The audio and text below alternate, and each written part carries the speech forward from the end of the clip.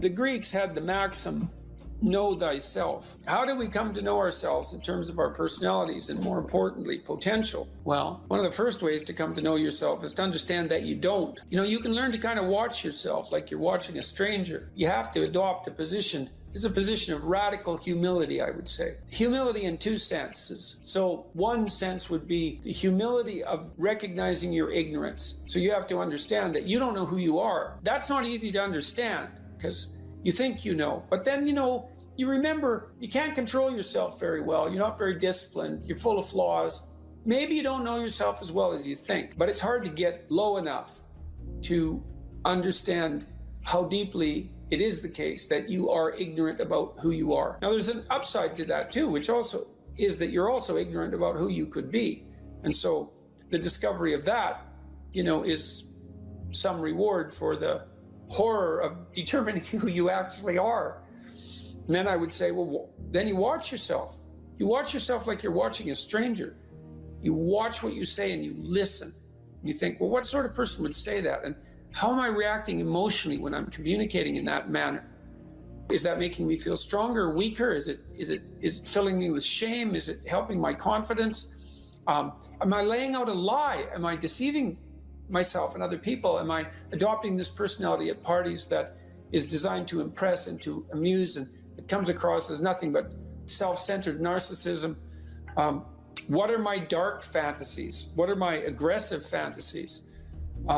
What is it that I'm willing to do? What am I interested in so that I'll spontaneously pursue it? What do I procrastinate about and why? What am I unwilling to do? What do I think is good? What do I congratulate myself for accomplishing? And what do I berate myself for failing to confront and to implement? Those are all incredibly complicated questions, and you don't know the answers to them. So that's a start. And then in terms of potential, well, you'll discover a little bit more about your potential as you discover who you are, especially the darker parts of yourself, because then you discover your potential for mayhem. There's some real utility in that. It's actually something that strengthens you, because the first thing that a realization like that can in fact produce is the ambition to incorporate that dangerousness into a higher order personality. And that can make you implacable. That can make you someone who can say no when you need to say no. That can make you someone who won't avoid necessary conflict. And so that's unbelievably useful. And so that's one of the potentials that you might discover. The other thing you do to discover your potential is you challenge yourself. It's like Rule 4 in my book, 12 Rules for Life, is compare yourself to who you were yesterday and not to who someone else is today. And that's kind of a good way to start this. It's like, well, take a bit of a look at yourself and think about what's not so good that you could improve, that you should improve by your own standards, and that you would improve, and set yourself a little goal. Maybe you're not studying at all and you're at university. Or maybe you're at work and you've got this stack of paper there, and you haven't looked at that damn stack for like a month, and you know that you should be. And you're bothering yourself at night because you're avoiding that. You think, well, I've avoided that stack of paper completely for 1 month. I'm quite a coward when it comes to whatever snakes might be hidden in that stack of paper. How about tomorrow I just put that stack of paper in front of me on my desk and I glance through it for 15 seconds. See if I can do that. It's like, well, you set yourself a goal of improvement. It's a humble goal, because really, are you such a coward that the best that you can bloody well manage after a month of avoidance is 15 seconds of exposure to a stack of paper?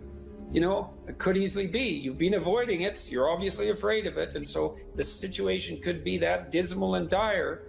And you might think, well, geez, it's no balm to my ego. It's not fostering the strength of my ego to recognize in myself someone who could only withstand 15 seconds of exposure to that thing I'm afraid of. And so that's a form of humility too. It's like there's things you could do to improve, and you know what they are. And there's small steps that you could take, that you might take, that would put you in that direction. And then the question is, are you big enough to take those small steps? You know, are you capable of grappling with the fact that you're fundamentally flawed to the point where you have to break things down into almost childlike steps in order to manage them? And the answer to that is, yeah, you are. And that's the lot of, I don't know if it's the lot of everyone. Most people have things they avoid, you know, and they're afraid of. So I would say to some degree, it's the lot of everyone. People vary in the degree to which they've conquered that. And you do meet people from time to time who are extraordinarily disciplined. But most of the time they've got disciplined in exactly this manner. It's through slow incremental improvement. And then you challenge yourself. It's like, well, could I do this? That would be better. Then you find out, and then you think, well, is there something slightly larger and more challenging that I could do that would be better? And you try it and you find out. And as you try it and you find out, generally you get better at it and you can take on larger and larger challenges. You know, you take responsibility for yourself. That's part of standing up straight with your shoulders back. It's like, take on the world, man, but only at the level that you can manage. You know, when you're ignorant and biased and deeply flawed and immature, it's where everyone starts. You don't want to bite off more than you can chew, but it doesn't mean that you can't wrestle with part of reality. You know, some part that's small enough so that you have a good shot at victory. To put yourself together, the first steps towards that is to allow yourself to be a fool, right? It's because you don't know what you're doing. You have to admit that. And there's going to be a loss of ego or destruction of ego, arrogant ego that necessarily accompanies that. But you need the loss of that arrogant ego because it's precisely what's interfering with your movement forward. You know, it's part of the adversarial process, mythologically speaking, that stops moral progress. You're too proud of who you think you are to notice what you're like so that you could change properly. You don't want to sacrifice that part of yourself. It's probably associated with some delusion that helps you maintain a positive, although very fragile self-image, you know, in the absence of genuine effort. It's not to be recommended. You know yourself by watching and paying attention. It's watching like you're a snake. A snake watches like cold-bloodedly, with no emotional reaction, just to see what's there. It doesn't allow, symbolically speaking, doesn't allow what is wanted or desired to interfere with what is observed. So you watch yourself like that, as if you don't know who you are. Well, that's the beginning. And then you challenge yourself continually to see how far past yesterday you can push today and tomorrow, and to continually experiment with expanding the domains not only of your competence, but of your ability to increase that competence. And the upper limit to that is proportional to the moral effort that you put into it. The more that's guided by the highest of all possible visions, right? The alliance with the highest of all possible conceivable good. And the more it's accompanied by truth in speech and action, the more you will develop your potential. And you also, I suppose, have to be willing to undertake that as an adventure, because it's a hell of a thing to bear that kind of responsibility. It takes a person out of the ordinary. It takes them out of themselves. And there's an alienation and an isolation that goes along with that, and a great sorrow, all of that together. But there's deep meaning to be had in it, and there isn't anything better that you can do. So that's the answer to that question.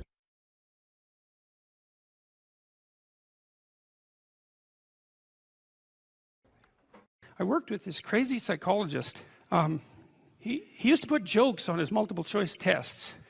He was a really eccentric guy, but I really liked his courses. He taught a course on creativity, and he was also a prison psychologist. And he was an eccentric guy, and he, for some reason, liked me, and maybe because I was eccentric too. And he invited me to go out to the Edmonton maximum security prison with him a couple of times, which I did. And that was a very interesting experience, because I was trying to figure out what role each individual's behavior bore to the pathology of the group. It was something like that.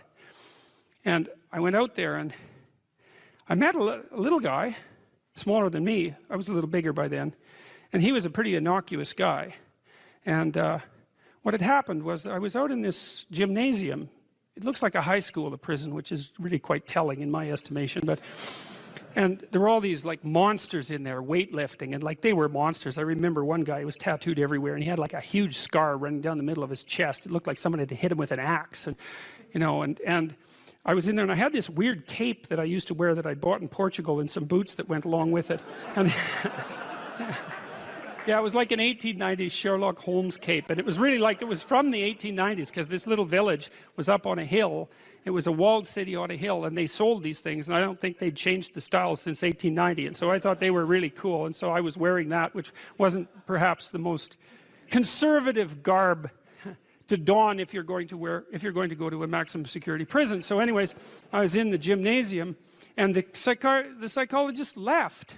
And God only knows, I mean, that's what he was like. And all these guys came around me, you know, and they were offering to trade their prison clothes for my cape. And it was, it was like, I was being made an offer I couldn't refuse, you know, and so I didn't really know what to do. And then this little guy said something like that the psychologist sent me to come and take you away or something like that.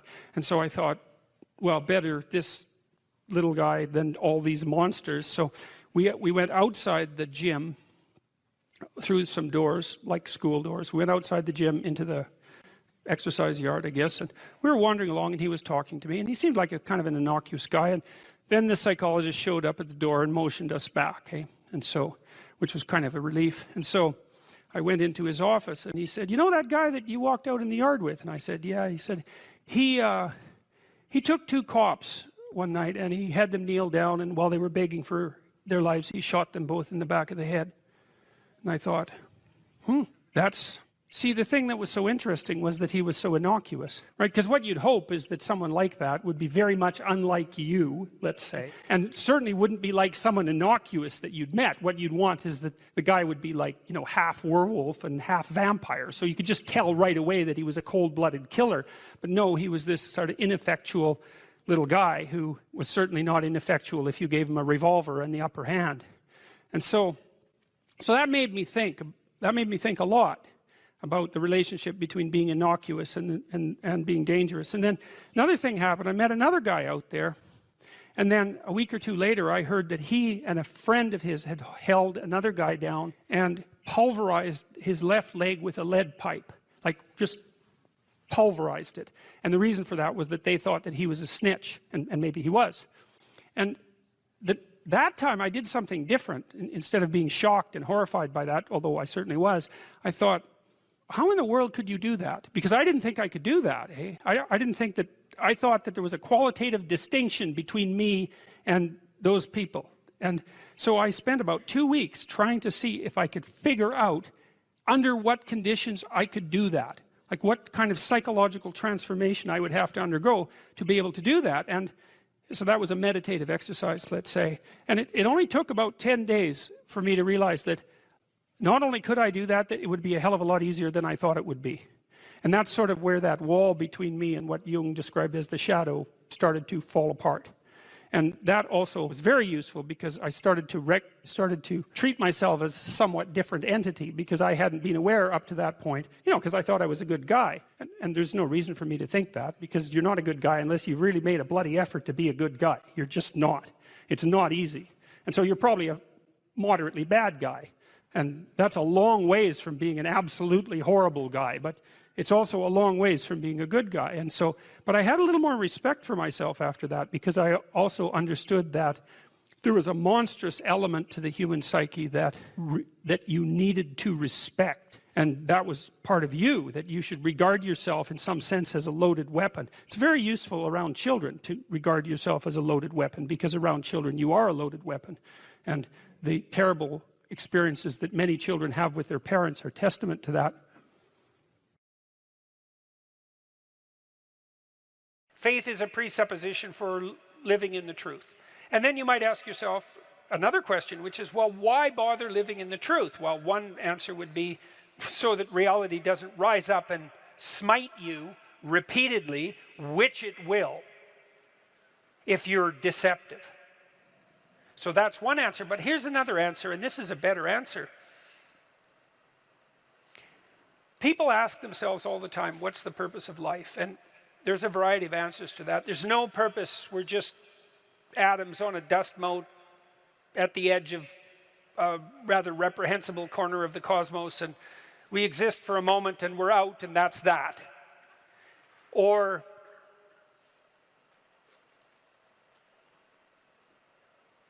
we're so lost in a plethora of subordinate meanings that we're confused and aimless.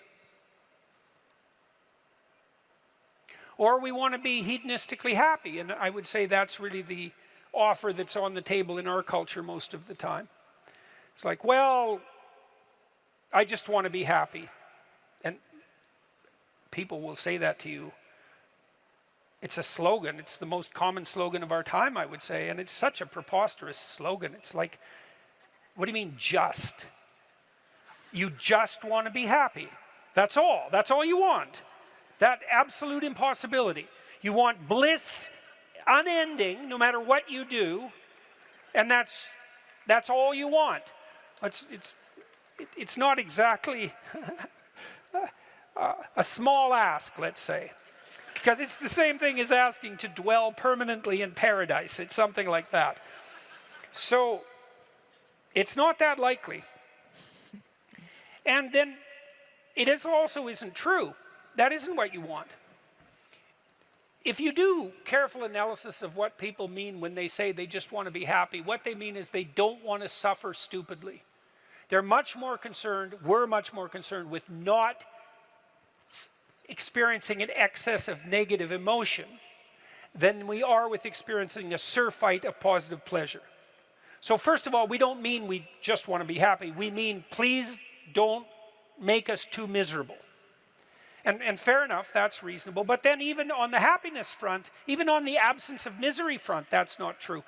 One of the things Dostoevsky pointed out in Notes from Underground, which is so bloody brilliant, he was criticizing the idea of materialist utopia.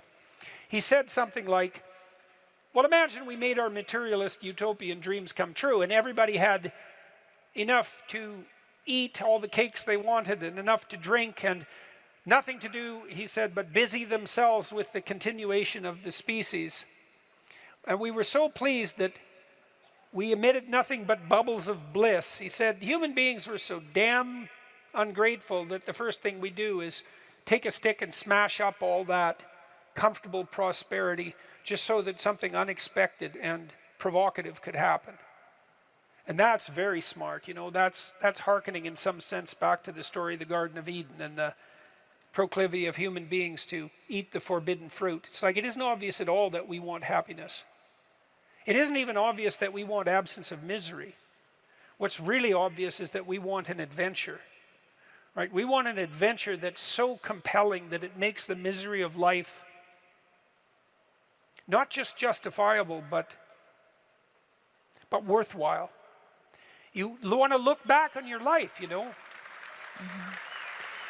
You want to look back on your life, and you know this to be true. You want to be able to say to yourself, even considering a month or a week or a series of days, you want to be able to say, that was really difficult, but you know what? It was worth it.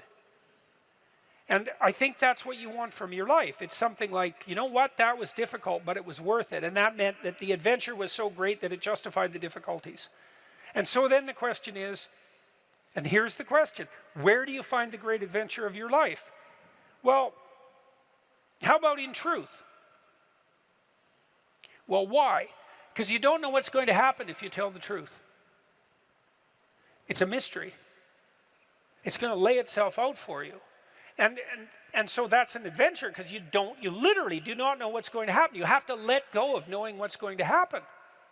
And so then you have that adventure, and then what is also the case is that it's you that's having the adventure, right? Because if what you're doing is living in truth, that's you, that truth is you. And so that means that whatever happens when you tell the truth is your adventure. And then you think, well, I'm using deception. It's like, well, maybe you are, but maybe deception is using you. And then maybe it's the spirit of deception that's having the adventure of your life. And then you might ask yourself, well, why are you so miserable and unhappy? And the answer would be, well, the spirit of deception is having the adventure of your life. You're not even there. Because if you're not living in truth, you're not there. Obviously, what's there is the spirit of deception. And you might think that's your deception, but I would be very careful about thinking that, because there have been centuries of meditation on the nature of the spirit of deception. And the answer isn't that the spirit of deception is you. The answer is that the spirit of deception is something that possesses you and convinces you that it's you. And that's not something you want to fall into the clutches of. So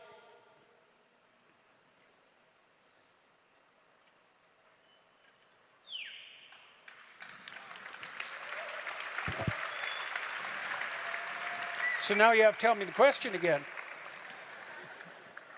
I'm certain you answered it.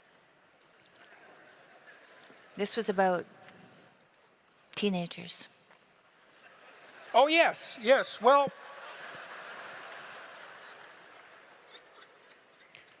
back to the teenagers. Do you not want to go to college, or are you just lying about being lazy? So that's a question, and we can ask ourselves that question. And as I said, on the teenage front, craft a vision, craft a compelling vision. That's really what we are as human beings, is we're visionaries. That's how we confront the horizon of the future. We meet the horizon of the future by crafting a compelling vision.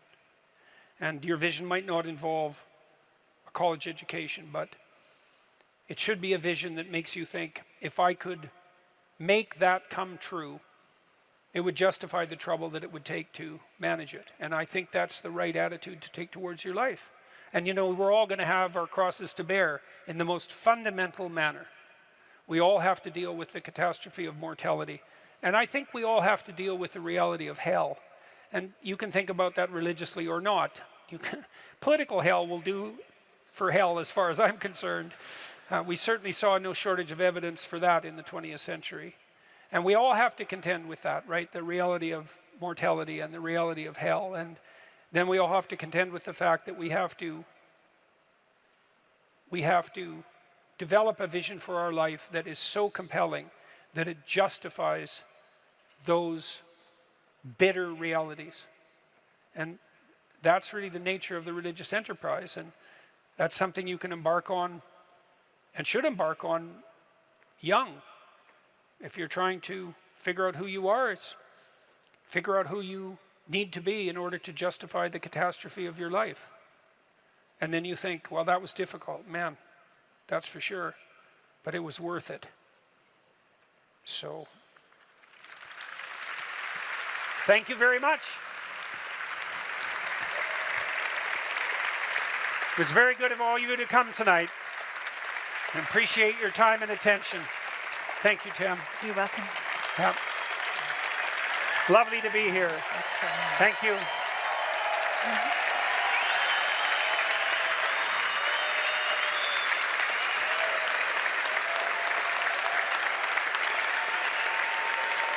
Thank you all. Yep. Good night.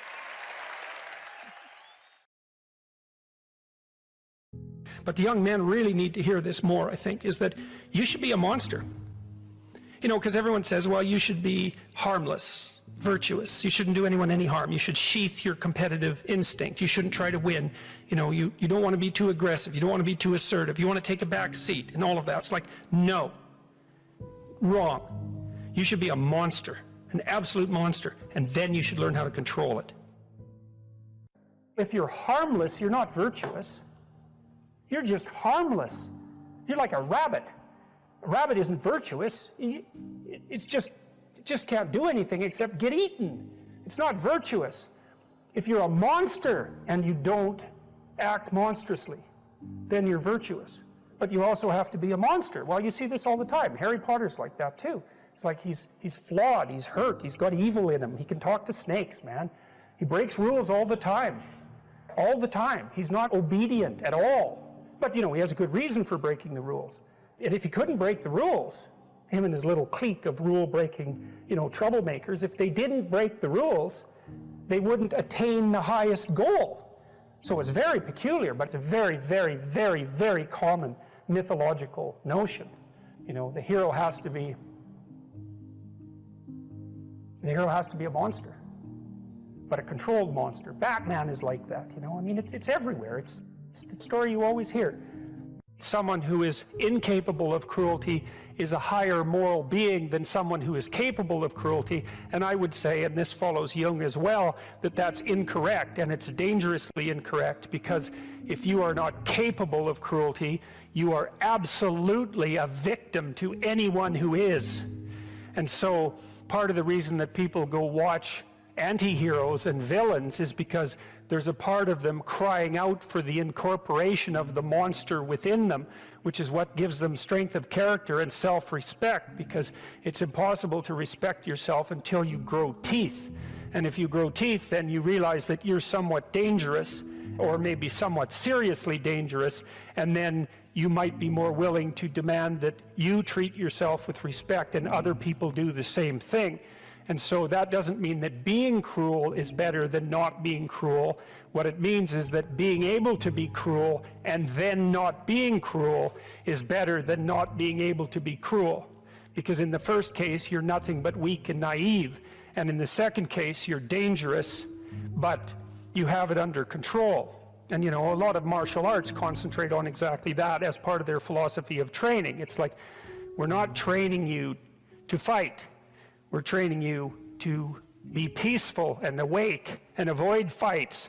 But if you happen to have to get in one, and I guess the philosophy also is that if you're competent at fighting, that actually decreases the probability that you're going to have to fight, because when someone pushes you, you'll be able to respond with confidence, and with any luck, and this is certainly the case with bullies, with any luck, a reasonable show of confidence, which is very much equivalent to a show of dominance, is going to be enough to make the bully back off. And so the strength that you develop in your monstrousness is actually the best guarantee of peace. And that's partly why Jung believed that it was necessary for people to integrate their shadow.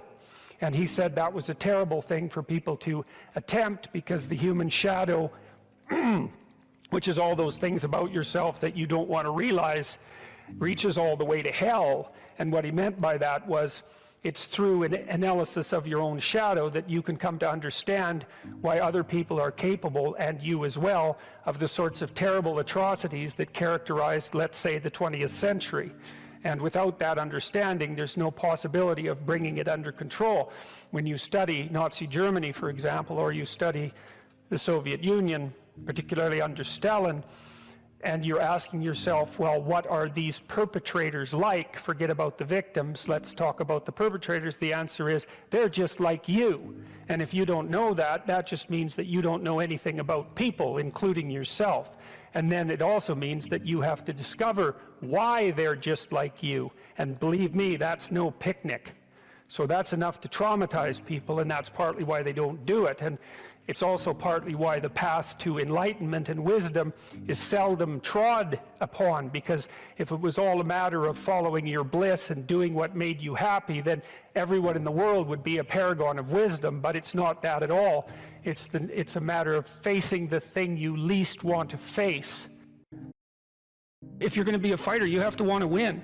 And you have to want to hurt people. I mean, not for the sake of hurting them. That's what makes you different than an evil person. But you have to have that capacity. You have to develop that. And, you know, that's the step on the way to enlightenment, weirdly enough, because that isn't what people think. People have been fed this diet of pablum, rights and impulsive freedom, for so long. There's just an absolute starvation for the other side of the story. There are no rights, technically speaking, without responsibilities. And all we've had for 60 years is a dialogue about rights. Well, that leaves a hole on the other side of the story. And it's a hole that's in people's hearts, essentially. Because responsibility, well, perhaps that's not more important than rights. Like I said, they're part and parcel of the same formula. But it's in responsibility that most people find the meaning that sustains them through life. It's not in happiness. It's not an impulsive pleasure. Those things blow away at the first ill wind. But to adopt the responsibility for your own well-being and to try to put your family together and to try to serve your community and to try to seek for eternal truths and to live them, that's the sort of thing that can ground you in your life enough so that you can withstand the difficulty of life.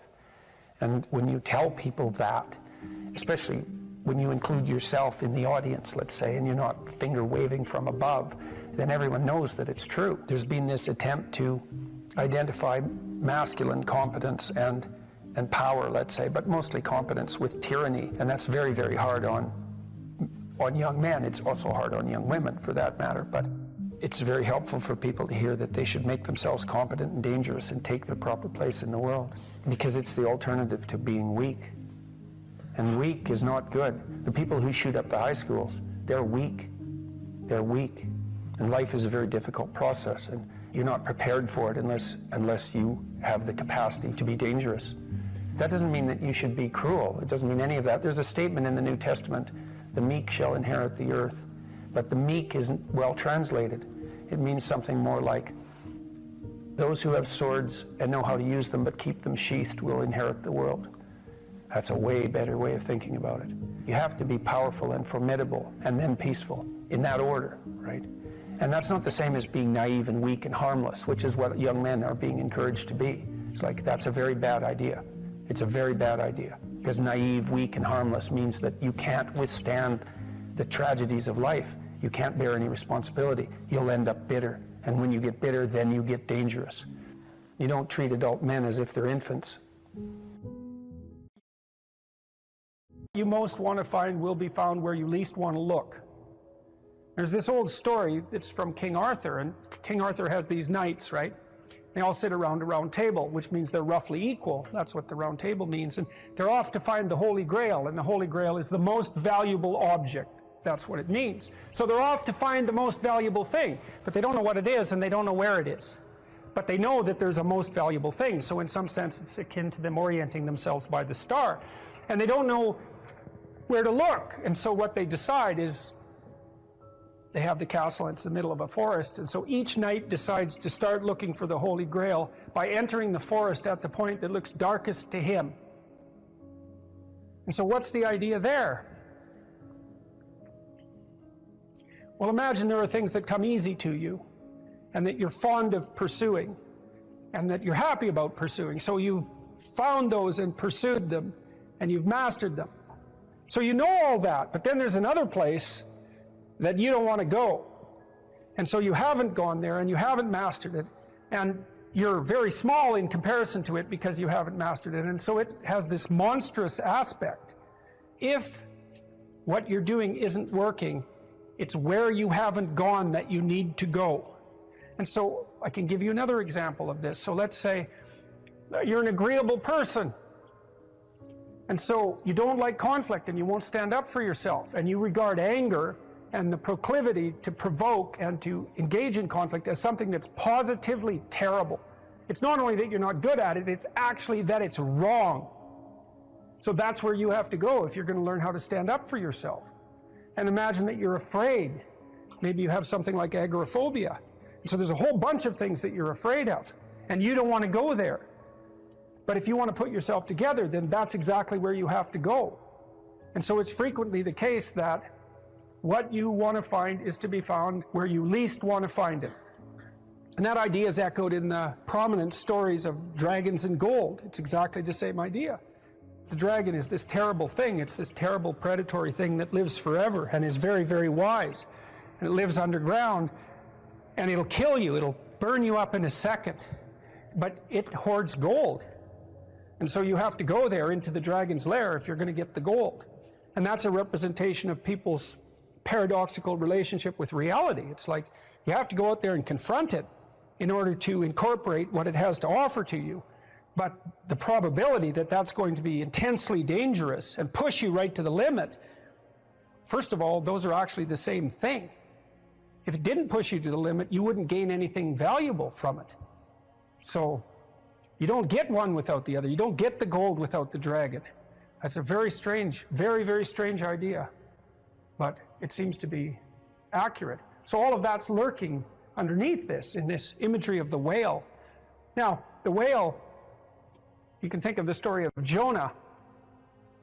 What happens with Jonah is that, roughly speaking, he's a prophet, and God tells him that he has to go to this city and straighten it out because it's veered off the path and it's heading towards doom. And Jonah thinks, I'm not going to that city to tell those people anything like that because they're not going to be very happy with me just showing up there and telling them, you know, everything they're doing wrong. And so he hops on a boat and tries to get out of there. And then God conjures up this huge storm and the boat is about to be swamped, and Jonah admits that it's actually his fault because God's upset with him because he got this direct command to go straighten out the city and he ran off. And so they're not happy about this, but they throw Jonah overboard and the sea's calm, and a great fish comes up, a whale, and swallows him. And then he's down in the fish for 3 days, and it throws him up on the dry land, and then he's learned his lesson by that time and he goes off to pursue his proper destiny. So that's echoed in this story as well, that if you don't follow the pathway that you're supposed to follow, the seas will become stormy for you, and something will come up and pull you down, and you'll be in a terrible place for some length of time till you learn your lesson. And if you're lucky, you'll get spit back up on shore, and then you can go do what you should do. Well, I mean, that's not a lesson that anybody needs to have interpreted. I think everybody understands that. Part of spiritual development is to recognize the satanic tendencies that characterize you, and to fully wrestle with them and to integrate them. That's the thing. It's not so much to cast them away, it's to transmute them. You know, and you can see the difference between people who've done that and people who haven't, at least to some degree, because people who haven't integrated the shadow at all are naive. And you can tell that when you look at them, and you can tell that when you talk to them. And because they're naive, they're often resentful as well because they get taken advantage of. And someone who's integrated that more, they're dangerous in the martial arts sort of way, which is they're dangerous, but they don't have to use it because their presence radiates implicit potential for havoc, and that's really necessary. It's one of the things that gives people self-respect. You know, if you don't know what you should do with your life, you don't know who you should be, sometimes you think about that as what career you should pursue. But here's another way of thinking about it. It's kind of a SEAL's ethos that Congressman Crenshaw detailed out. Here's some things you could be. Those are my words. These are his. You'll be someone who's never late. You will be someone who takes care of his men, gets to know them, and puts their needs before yours. You will be someone who does not quit in the face of adversity. You will be someone who takes charge and leads when no one else will. You will be detail-oriented, which you discuss a lot in later sections of the book, always vigilant, attentive. You will be aggressive in your actions, but never lose your cool. You will have a sense of humor, because sometimes that is all that can get you through the darkest hours. You will work hard and perform, even when no one is watching. You'll be creative and think outside the box, even if it gets you in trouble. You're a rebel, but not a mutineer. You are a jack of all trades and master of none. And then you follow that a little later with this paragraph, these paragraphs.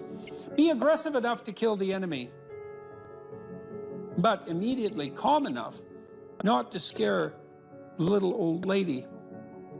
You'll be that man who's mentally tough enough to operate in horrific chaos, then immediately transition to tranquility, all without mentally breaking. You will effectively transition from hyper-masculine aggressor to gentle caretaker. You'll be both a warrior and a gentleman. The qualities that made SEAL leaders great were rarely physical in nature. They listened. They empowered their team to be successful, carefully entrusting individuals with additional responsibility. It's a real conservative ethos there. They highlighted good performance publicly and criticized bad performance privately. And so, well, you know, those are lists of virtues, and Maybe they're not the only list of possible virtues, probably not. But if you're lost and you don't know where to start, practicing, you also talk about this idea that, this is an Aristotelian idea, that we are our habits. We become what we practice. And imagine if you're lost and you're listening, you think, well, you find some things admirable. Well, you could practice those things, and you can practice them locally and minimally in your own relationships, and you can start to get good at them. And as you get good at them, well, you get better at them, right? And then you can broaden out the scope of your action into a wider purview. So you said here too, let's go for another quote here. Throughout your life, this is very practical advice too, and I think it's very wise from a therapeutic perspective. Throughout your life, you have people you look up to. Okay, so let's think about that. You look up. What does that mean? Why up? Well, up is something that beckons from a distance. It's like a light on a hill, and we automatically assume that those who we admire are people we look up to. So that specifies a distance and a direction, and it's uphill. It's up toward a higher vista, let's say. So there are automatically people who elicit that spirit in you. You have noticed the way. Might also imply that there's some sense of struggle required to get to that point, because it's easier to go downhill than it is uphill. Yes, definitely. That's right. It's an uphill trek. And it also implies judgment, because if someone's above you, then they also serve as a judge, or you serve as a judge in relationship to them, because you compare yourself unfavorably with them. And that can also inspire you to tear them down. That's really the story of Cain and Abel, and that's a major story. You have noticed the way a teacher, parent, coworker, mentor, or friend interacts with others, and you come away thinking, that behavior simply works better. They are respected, admired, and successful. And you find yourself wondering why that is. You do if you're a little bit humble instead of being envious, right? Because otherwise you think, well, that damn crook, he just stole his position, and that's why he's got it. But if you're a bit humble, you might think, well, no, that guy looks successful. Maybe he knows something I don't. You are noticing attributes and character traits that are good and worth aspiring to. You are noticing attributes that make certain people more successful than others. You are noticing what a hero looks like.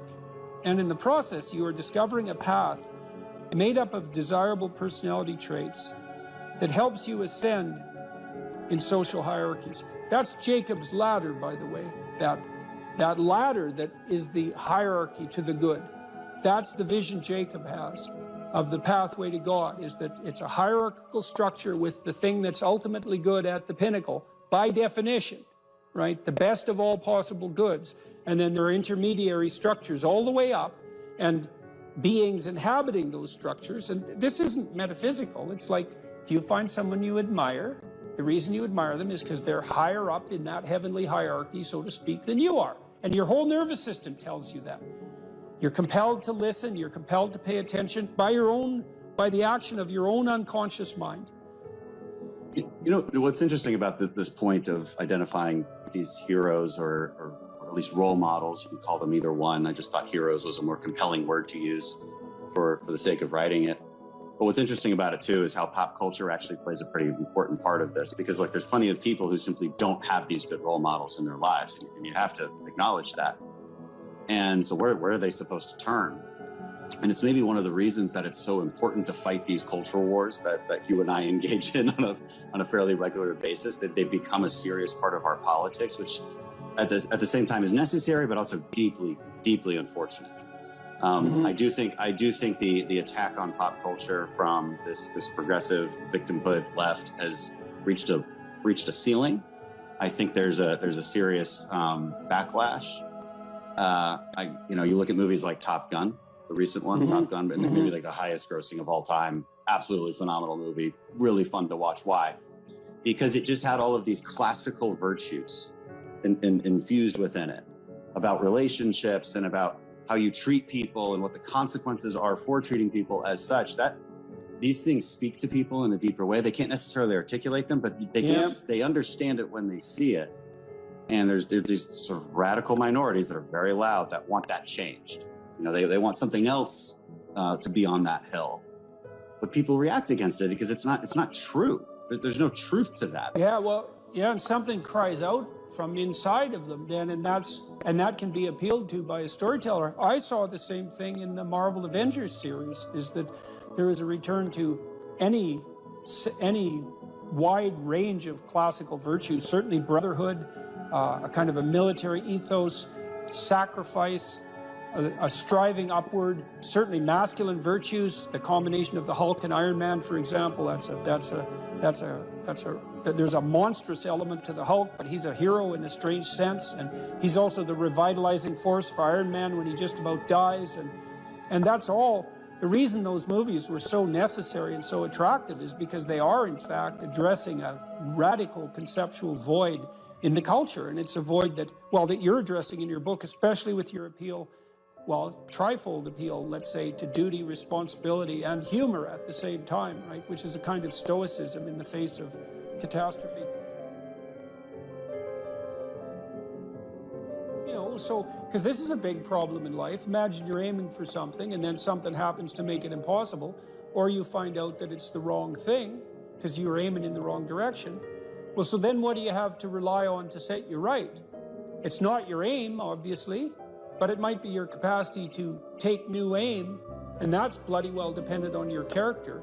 That's for sure. And so I don't think there is a more fundamental aim than what you should be, and there's no better way of characterizing what you should be than that you should fortify your character.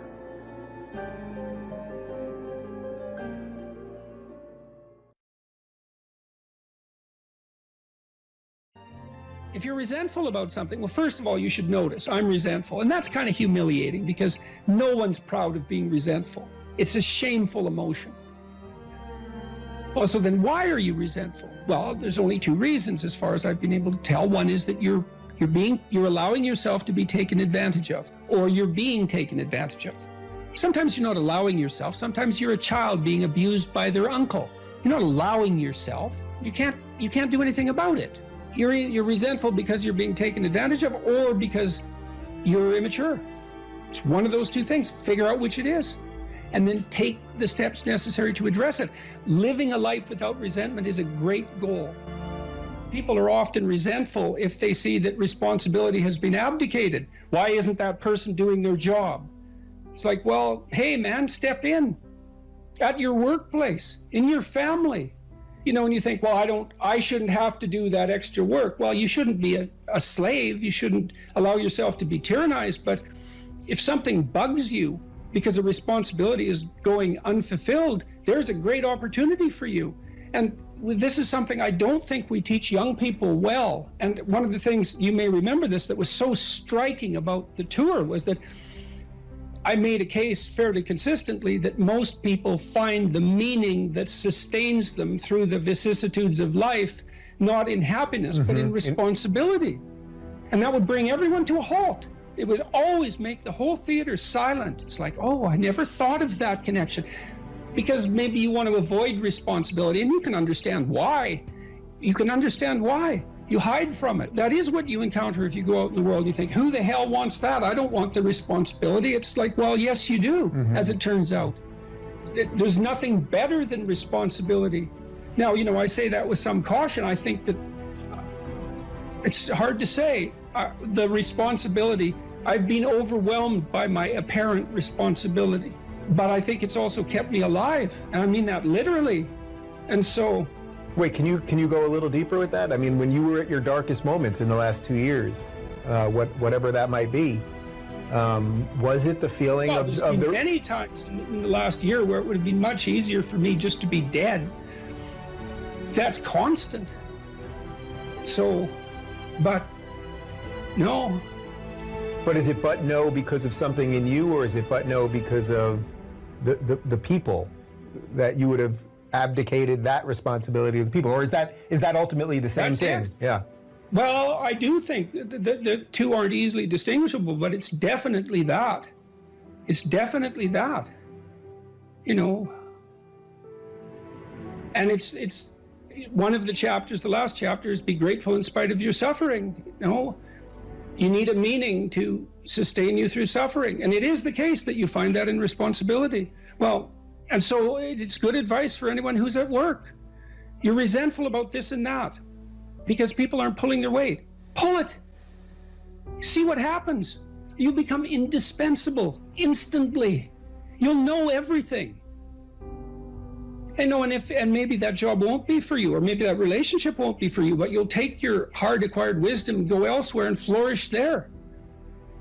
So, you know, this kid stopped me. I think I wrote about this in this book. Kid stopped me in a restaurant one day when I was walking in, and he said, and he had an undergraduate degree, and he was working as a waiter in a chain steak place.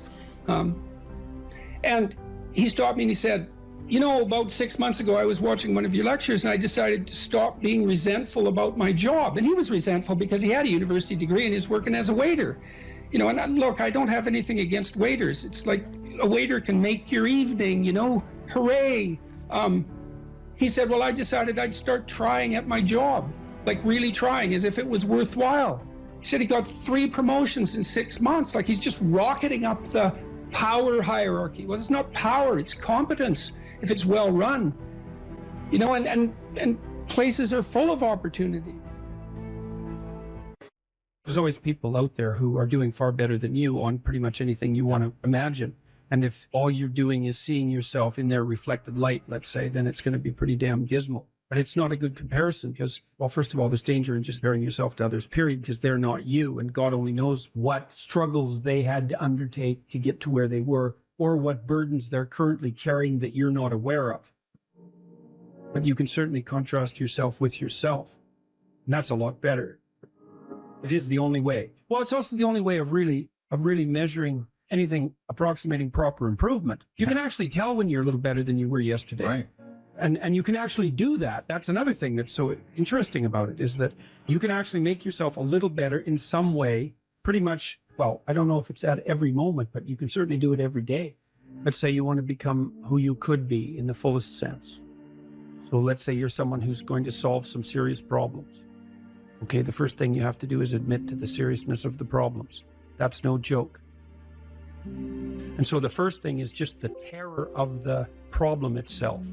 And that's enough to paralyze me. And that's the Hydra, that's the Gorgon with the head of snakes. It'll paralyze and turn you to stone. That's the basilisk in the Harry Potter series. Mm-hmm. You look at it and it turns you to stone and lurks underneath everything, right? And it's malevolence and tragedy.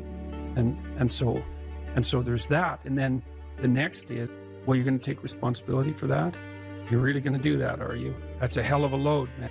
And so it's daunting to even consider that. And then there's the discipline and responsibility that necessitates, which is also daunting.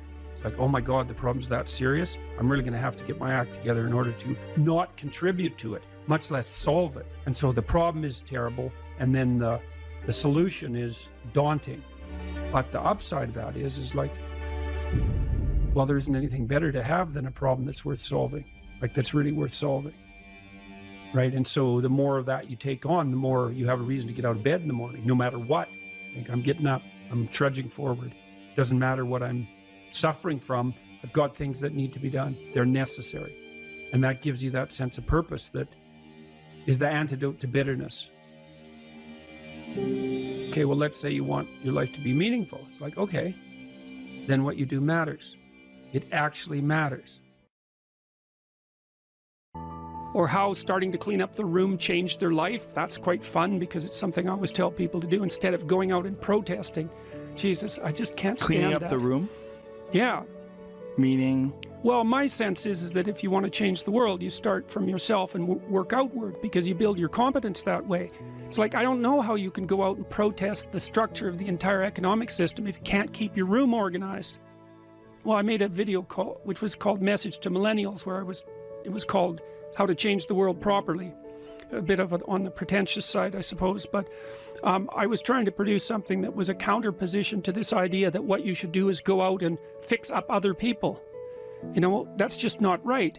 And there's a New Testament line about that, something about, you know, not worrying too much about the log in your neighbor's eye, or about the speck in your neighbor's eye when you have a log in your eye. What would the world be like if people stopped avoiding the things they knew they should do. You know, because the question is, how much are we contributing to the fact that life is an existential catastrophe and a tragedy? How much is our own corruption contributing to that? That's a really worthwhile question. The things you leave undone because you're angry, you're resentful, you're lazy, you have inertia. Well, you consult your conscience and it says, well, you know, that place over there could use a little work.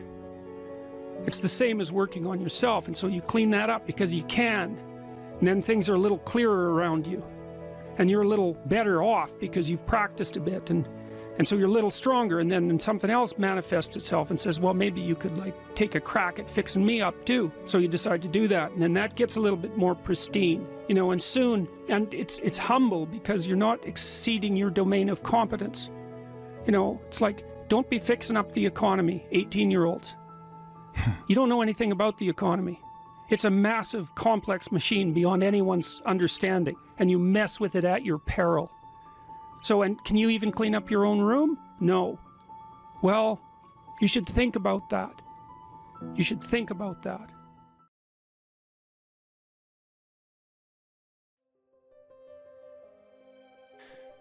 How do we start to heal the memories of the past, the traumas of the past, so that they don't keep hurting us in the present? Well, the first thing I would say is,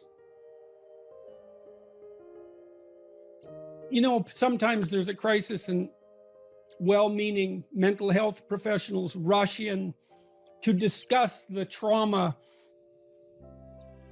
while it's still happening. Mm-hmm. That's a really bad idea. People are generally traumatized because something actually horrible happened. And dwelling on it in the moment just makes it worse. It's not like anybody has a solution. Here's how you should understand this. You know, someone's just shot up your kid's school. Here's how you should understand this. That'll make it all better. It's like, no, it won't. If you have old baggage, that often comes up if you're having an argument with someone, doesn't it? You know how it is. This is partly why people don't like to have a dispute within a relationship, because it's a thread and you pull on that thread and just, God, that we had another rule. Do not agree with something you don't agree with. Ooh. Like if we decide, you and me, that we're doing this, we don't go back and say, well, I didn't really mean it. We don't get to play revisionist with our history. So if you don't agree, fight, object, or hold your peace. Mm-hmm.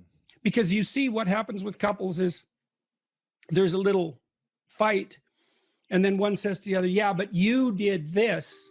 And then that person says, yeah, I know I did that, but then that was because you did this, and each this gets bigger until what's on the table is, why the hell should we stay together at all? Right. And so every fight becomes, why the hell should we stay together at all? So that's another thing you want to do, is you want to have the fight about this thing. Not about everything. About the past, not everything. It's like, okay, you were flirting. I think you were flirting more than you should have been. Okay, so I go away and I think, well, okay, maybe I was. Okay, well, then we have to have a discussion about why. And maybe we can solve that. But mostly what we have to do is figure out how to not have that happen again. Okay, so we're going to go see the same couple again. What is it that you want me to do? So I'm the flirtatious one, let's say. What do you want me to do? Well, you have to figure that out. It's like, no, I'm stupid. Like you. We're equally stupid. I need to know what would satisfy you. And you need to figure out what would satisfy you, so I know. And that's also extremely useful, is establish your conditions of satisfaction, make them explicit, let the other person know. So if I have a fight with Tammy, let's say, sometimes I remember to say, okay, what do you want me to do right now? What can I do? What should I say and mean? You know, and you think, well, you shouldn't let the other person put words in your mouth. Well, fair enough. You know, I'm not asking for something false. I'm saying, I'd like to not have this happen. Can you see a way out? Is there something I could do to increase the probability that that's the route we could take? And, sometimes that works. But the other person has to let you know what they would find satisfying.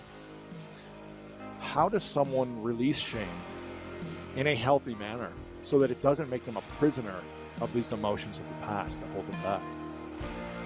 Well, you hinted at a few things when you just described what happened to you. Is you said, well, first of all, I thought I was the only person this had ever happened to.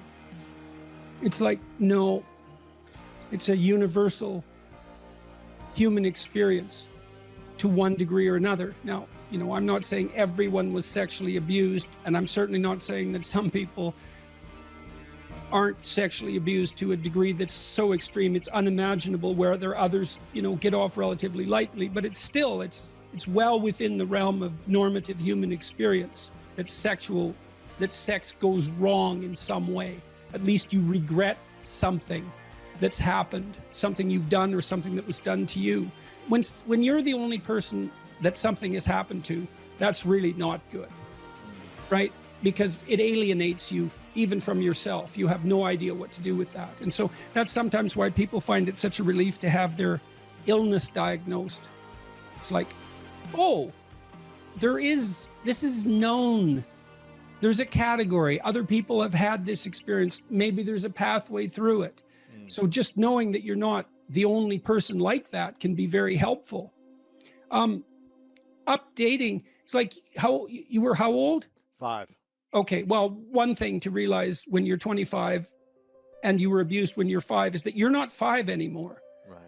Right? That the person to whom that happened is no longer there. You're there, but so, you might feel afraid of relationships. You might feel afraid of all sorts of things, but a lot of that was, you're sort of feeling that like that residual 5-year-old. I tell a story about one client I had. She was abused by her older brother, and she told me this story, and I drew a picture in my head while she was, I kind of pictured her at 5 and this hulking teenager, taking advantage of her. But as she told the story, I realized that her older brother was only 2 years older than her. While he was 7, it was like, okay, well, she wasn't the victim of a tyrannical male in some sense. They were 2 badly supervised children.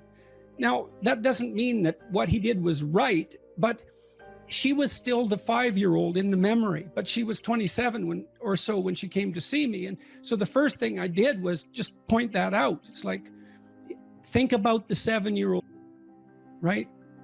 For a 5-year-old, a 7-year-old is an adult, but for an adult, a 7 and a 5-year-old are clearly both children. Well, that just changed things somewhat. It made her feel less vulnerable in the moment. What your brain wants from you in relationship to a traumatic memory is indication that you're no longer vulnerable to the same problem. That's what memory is for, right? You remember something bad and you process it so that you change your interpretation or your behavior or the situation or whatever you can change so that it isn't going to happen in the future. And if you do that thoroughly, you'll generally let yourself rest. Well, that's the purpose of memory in general. Right. You make sense of your past behavior so that the good things that happen to you can be duplicated and the bad things can be avoided. It's not to make an objective record of the world.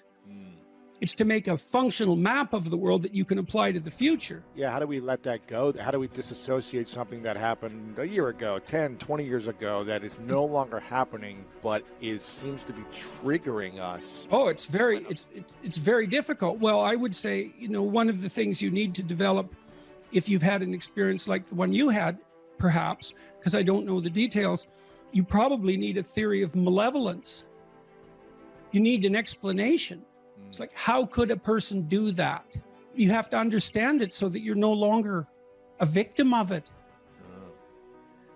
Because otherwise you can't put the event in a context. Right. And sometimes that means the development of a real philosophical sophistication. And that can help because then you can start to separate out malevolence from benevolence, because maybe you're afraid of any intimate relationship now because it's been contaminated with that. And everything's fuzzy and foggy. And so you need to understand the person who did that, at least to some degree, so that you can separate that person out from all the other people around you that you encounter in situations that might be reminiscent of it. You know, so you felt vulnerable for perhaps you felt ashamed. All those things have to be gone through. What do you think, you know, when you're ashamed, what elicits that? What are the eliciting cues? What do you think when that happens? All of that has to be taken apart. I said in this Beyond Order book that, you know, if you have a memory older than about 18 months that still bothers you, older than 18 months ago or more. Got it. Yep. Otherwise, it's not really in the past, right? It's still happening. Whether you should delve into something, how you should delve into something traumatic that's currently happening is a whole different issue. But if it's an old memory and it still bothers you, it means that you haven't decomposed that experience sufficiently to detach it from the emotion. So imagine when something terrible happens to you, you don't understand it. So then you might say, well, if you don't understand something that's happening to you, how can it be terrible? Because doesn't terrible mean that you understand it? And the answer is, well, you understand things in stages. And the first way you understand a terrible thing is by freezing in terror or running. That's the understanding. It's not conceptual, it's embodied and emotional. And so event terror, that's the first category. Okay, now the next question is, how do you get it out? How do you get out of the terror? Well, you realize that nothing truly dangerous is happening. Well, what if something truly dangerous did happen? Then you elaborate your view of the world to the point where you're no longer vulnerable to that terrible thing. And that's extremely difficult. So the memory of something terrible stays terrible until you effortfully process it and decompose it into, well, often into a much more sophisticated map of the world. And it's really hard to do that. If you pursue the things in your life that are meaningful, once you've oriented yourself, and that means accepting the challenges that come along with that, because one of the things that you'll find, you even find this in music, if you know a piece of music completely, then you tend not to want to listen to it anymore. There still has to be some challenge in it. You still have to track it, and sometimes music is so complex you just can't. It just sounds like noise. Modern music is often like that because it's so, well, it tends towards the chaotic, and so I find it difficult to listen to because I can't get a handle on it. But then, you know, so it's too challenging. And then there's other music, pop music is often like this. It's catchy the first 2 times you hear it, and then you never want to hear it again. It's too much, there's too much predictability and not enough chaos. And hopefully you find a piece of music that's somewhere in the middle. You can listen to it 50 or 100 times, and each time you listen to it, there's still some new nuance in it that you didn't expect before. And so, well, you kind of want to set up your life like that, so that, and I think you see that the phenomena of meaning manifests itself at the area, at the locale of optimal challenge. So if the thing, so one of the things, for example, I might say, well, let's say you want to set some goals for yourself. We say, well, they're remarkable goals, but they're too unattainable. You're just going to find it frustrating to pursue them. It's going to be too punishing. And then we might say, well, here's a goal, and you think, well, I could do that, you know, standing on my head. There's no challenge in it. Well, both of those two extremes are going to leave you in a state that isn't characterized by the optimization of engagement and meaning. One is too difficult, it's too punishing, it's the judge and nothing else, and the other is the ultimate and merciful mothers. It's like you win no matter how you play. So then you calibrate it. You say, well, you know, I'm up for a challenge at this level. I wouldn't recommend that, because that's just a bit like people do that. You might want to investigate your character in detail and decide, you know, what's going on at this level of analysis. That's pretty harsh, but you can certainly continually retool yourself at more micro levels, and I think what you do is you pick the level of retooling that optimizes your willingness to be engaged in it. And then what's so interesting about that is that, I think, is that you get the benefits of perfection, so to speak, while still being imperfect. Your actual imperfection has nothing to do with it. what's relevant is the journey that you're undertaking to rectify the imperfection. So instead of aiming to be the entity without flaws, you're aiming to be the entity that continues to realize its flaws and overcome them. Well, that's a game you can play forever. You don't take responsibility for things that you don't accept.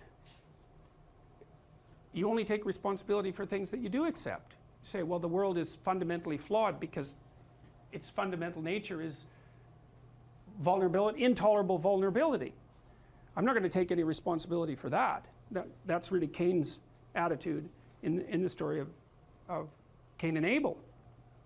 He externalizes responsibility for the catastrophe of his life, and therefore he doesn't make the right sacrifices. And so the paradoxical injunction here is accept responsibility for the catastrophe of your life, and that way you transcend it simultaneously. And there's an unbelievably hopeful message in there, and the message is you're actually strong enough to do that, you just don't know it. And you won't find out till you do it. You can't find out till you do it. But if you did it, you'd find out that it was true. It's a massive risk. It's the ultimate in risks, right? You have to be willing to lose your life in order to find it. It's like, exactly right.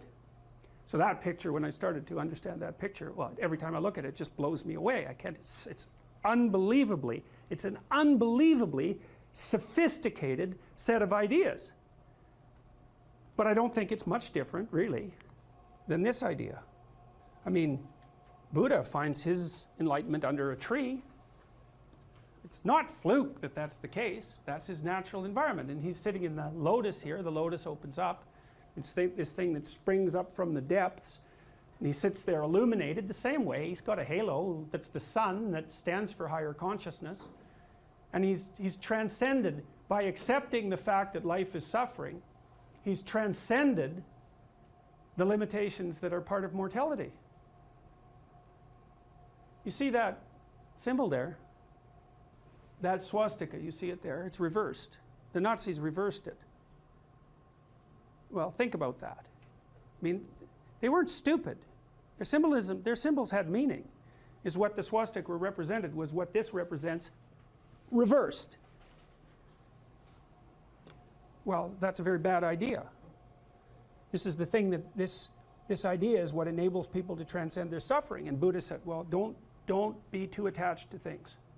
And what does that mean? It doesn't mean deny the world. It might mean deny the world if you're too in love with the material, like with material well-being, let's say, then your pathway to transcendence and meaning might be to abandon that because it's constraining you. It's making you less than you could be. But the fundamental lesson, the more fundamental lesson that's underneath that is don't let what you are stop you from being what you could be. Right. And so then the question is, well, what do you identify with? Do you identify with what you are? Then you're a tyrant. Do you identify with chaos? Because that's the opposite of order, say. Then you're nihilistic. Well, you don't identify with either of those. You know that they're both necessary. You know that you have to live with both of them, but you identify with the capacity to continually transcend what you are. And then you seek out error. That's what humility is. It's like, I'm error-ridden. It's like, so I want to put myself in a situation where I can discover one of my errors, hopefully not in a way that's going to knock me completely out of the game, right? I want to seek out a challenge. I want to find out where my limits are. I want to find out where there's not enough of me yet. And I want to do that in a way that's engaging because, you know, you can wear yourself out fighting dragons, obviously. You can exhaust yourself completely, and that's not helpful. You know, one of the things I learned, for example, when I was coaching lawyers, these were people who had very high-end careers, and so they had an infinite workload. No matter how much they worked, flat out, there was always way more work that they should do. It's a very difficult thing to learn to manage. And so they were exhausting themselves, and I said, well, you know, you have to work less per day. It's like, well, no, that's not happening. I can't do that. And so what I learned over time was, okay, so this is what you have to do. Every 3 months you have to block off 4 days and go have a vacation. And you have to plan that in advance so it's in your calendar so that your secretary doesn't book your time. And then you need that because you have to recuperate enough so that you can work as hard as you're going to work. And of course they were nervous about that. And I said, well, look, we can calibrate this. let's keep track of your billable hours over the next year and see if they increase or decrease, because I bet you if you take more time off, you'll actually have more billable hours. You'll actually have your cake and eat it too. You'll get to have a vacation and you'll be more productive. And that inevitably, that was what happened. And so that's a matter of calibrating the game properly, right? You want to play a game that you can play today, but also one that you can play next week and next month. We're not talking about, you know, your career this week. We're talking about you having a career that lasts 30 years, that doesn't kill you, that doesn't make you hate yourself or the job, that doesn't make you bitter, that doesn't wear you to a frazzle. So it has to be optimized. And so I think that you can, in fact, decide to take on the load that's optimally meaningful if you want, and then you get to have your cake and eat it too. You're on the pathway to continual incremental improvement. You only have to burn off a feather at a time instead of having the whole bloody thing burst into flames. But it's a constant source of renewal. And there's an idea that to be renewed, you have to drink the water of life, right? That's an old mythological idea. And what's the water? The water of life, chaos is water. Water is chaos. Water is what washes away too much order. And to stay continually, let's say, refreshed by the water of life is to take on exactly the right amount of chaos to make sure that your garden is properly nourished. And I think meaning is actually the marker of that. And as I said, you know that I wouldn't consider myself either naive or particularly optimistic person. I don't think I'm either of those.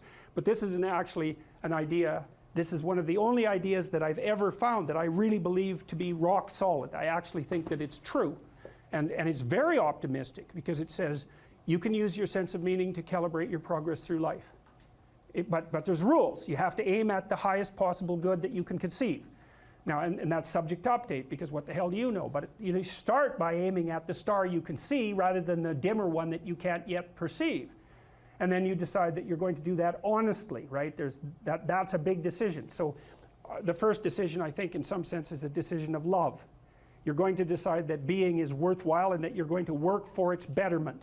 And that's a decision that's based on love. And the second decision is based on truth. Having made that decision, you're going to play a straight game. Having made those two decisions, I think that you can allow your sense of meaning to calibrate your pathway. And then what's so interesting is that you hit a state that's as close to paradisal as you're going to hit right away, because being engaged like that, it's better to be engaged in the solution of a complex problem than not to have a problem at all. And that's no different than saying it's better for there to be being than non-being, because being is a problem. And so if you want to have no problems, then you have no being. And you could say, well, being is so miserable that maybe that's the route we should take. And fair enough, but maybe you can have your cake and eat it too. You can have the damn problem. It can be a problem worth solving, and you can be so engaged in solving the problem that it justifies the fact that the problem exists. And then you get to have the problem and the solution at the same time, and maybe that's better than not having the problem at all. And I believe that, because one of the things I have seen, and I've seen this being so interesting when I've been lecturing to people, especially more recently, and this has also manifested itself on YouTube. I'm talking to people a lot about responsibility, and it's young men in particular that seem to be responding to that. And I think that's partly because I think that young women, in some sense, have their responsibility map already laid out for them. It's also less voluntary in some sense for women, because they have more complicated problems to solve in the first part of their life, right? Because they have to get the family problem solved. But whatever. I've been talking in a very delineated manner about responsibility, which is a strange thing to sell to people, but responsibility is what gives your life meaning. And so then you might say, well, then take on ultimate responsibility. And what happens? You have an ultimately meaningful life. And then you might say, well, if your life is ultimately meaningful, it doesn't matter if it's punctuated by tragedy or even predicated on tragedy. It's worth it. And I think that's true. And everything I've seen indicates to me that's true. Every time I get my clients to take on more responsibility, and it isn't an injunction. You're a bad person, you should take on responsibility. It has nothing to do with that. You can define the damn responsibility. It isn't something that someone else should impose on you. It's not a matter of doing what you should do in some abstract manner. It's not that.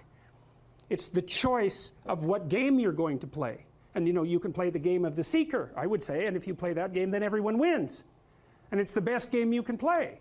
And so the answer in some sense to the tragedy of life, to the catastrophe of life, to the fall, is to adopt the responsibility of mortality that goes along with that, and to play that game maximally.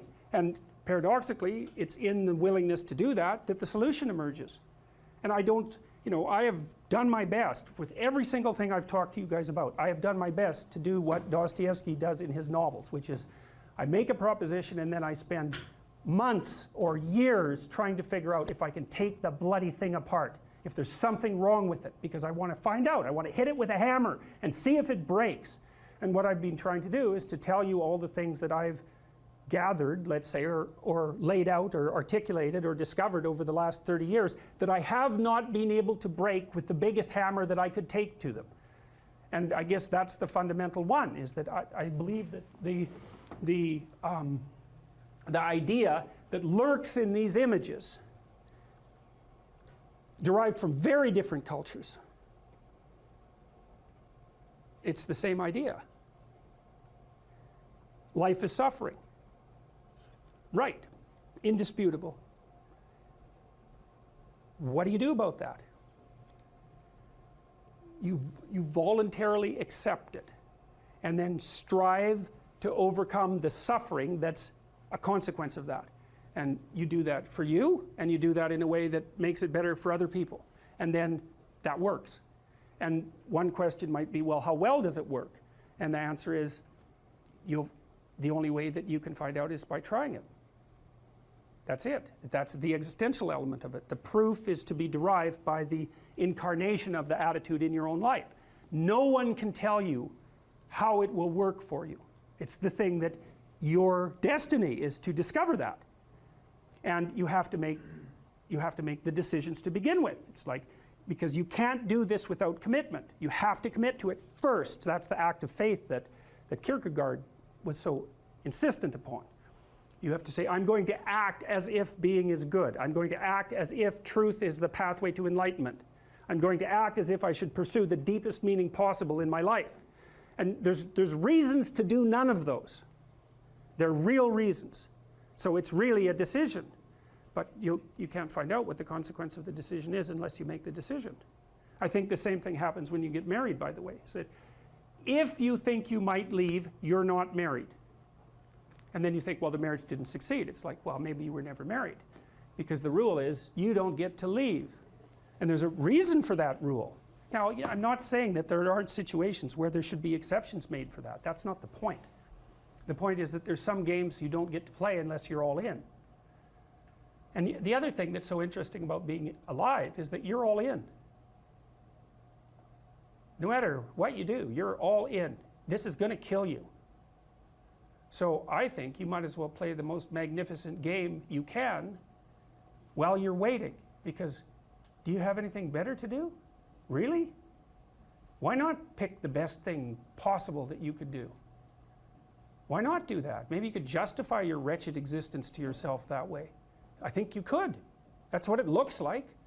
You know, people find such meaning in the responsibilities they adopt, it stops making them ask questions about what life is for. If you have a newborn child, for example, like unless you're really in a bad way, psychotically depressed, or maybe your personality really needs some retooling, you stop thinking about anything but ensuring that that baby is doing well. And if someone comes along and asks you an existential question about your commitment to that, the right response is, why are you asking me such stupid questions when this is manifesting itself right in front of your eyes? Like, how blind can you be? That isn't a time for questions about the meaning of life. The answer is right in front of you. And if you can't see it, it's not because life has no meaning, it's because you're blind. I mean, that's what the image of the Virgin Mother and the child is all about. It's like, what's the answer to the meaning of life? Here's an answer. It's like, well, I'm going to criticize that. Well, go right ahead. You know, it's like what you're like a what do you call that? A termite gnawing on a temple. There's no utility in that sort of criticism.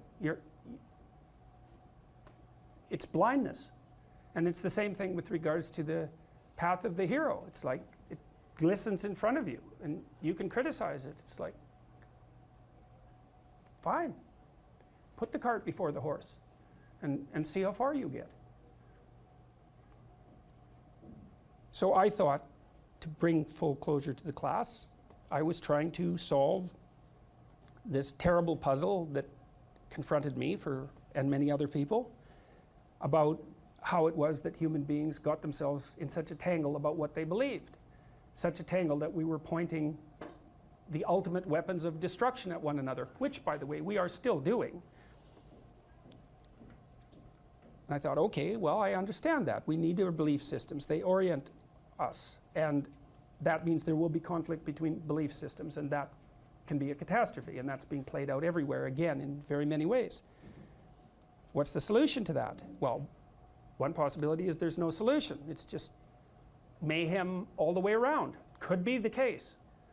But it seemed to me, as I delved into it, that the proper solution to that was to live properly as an individual, because you're more powerful than you think. Way more powerful than you think. I mean, God only knows what you are in the final analysis. You're blind to your own weaknesses, but you're also blind to your own strengths. And so then I think, well, if you got your act together, it'd be better for you, and instantly it would be better for your family, assuming they wanted you to get your act together, and not everyone does, and then it would be better for the community. It's like, how far could you take that? If you stopped wasting time, and if you stopped lying, and if you oriented yourself to the highest possible good that you could conceive of, and you committed to that, how much good could you do? Well, I would say, why don't you find out? So that's what I think you should do. You should find out. You don't have anything better to do. And there's nothing in it, as far as I've been able to tell, there's nothing in it but good. So maybe you could sort yourself out so that you wanted nothing but the good. And then maybe you could help make that manifest in the world. And maybe we wouldn't have all these terrible problems then. At least we'd have fewer of them, and that would be a start. So it's the answer to the problem of humanity is the integrity of the individual. That's the answer.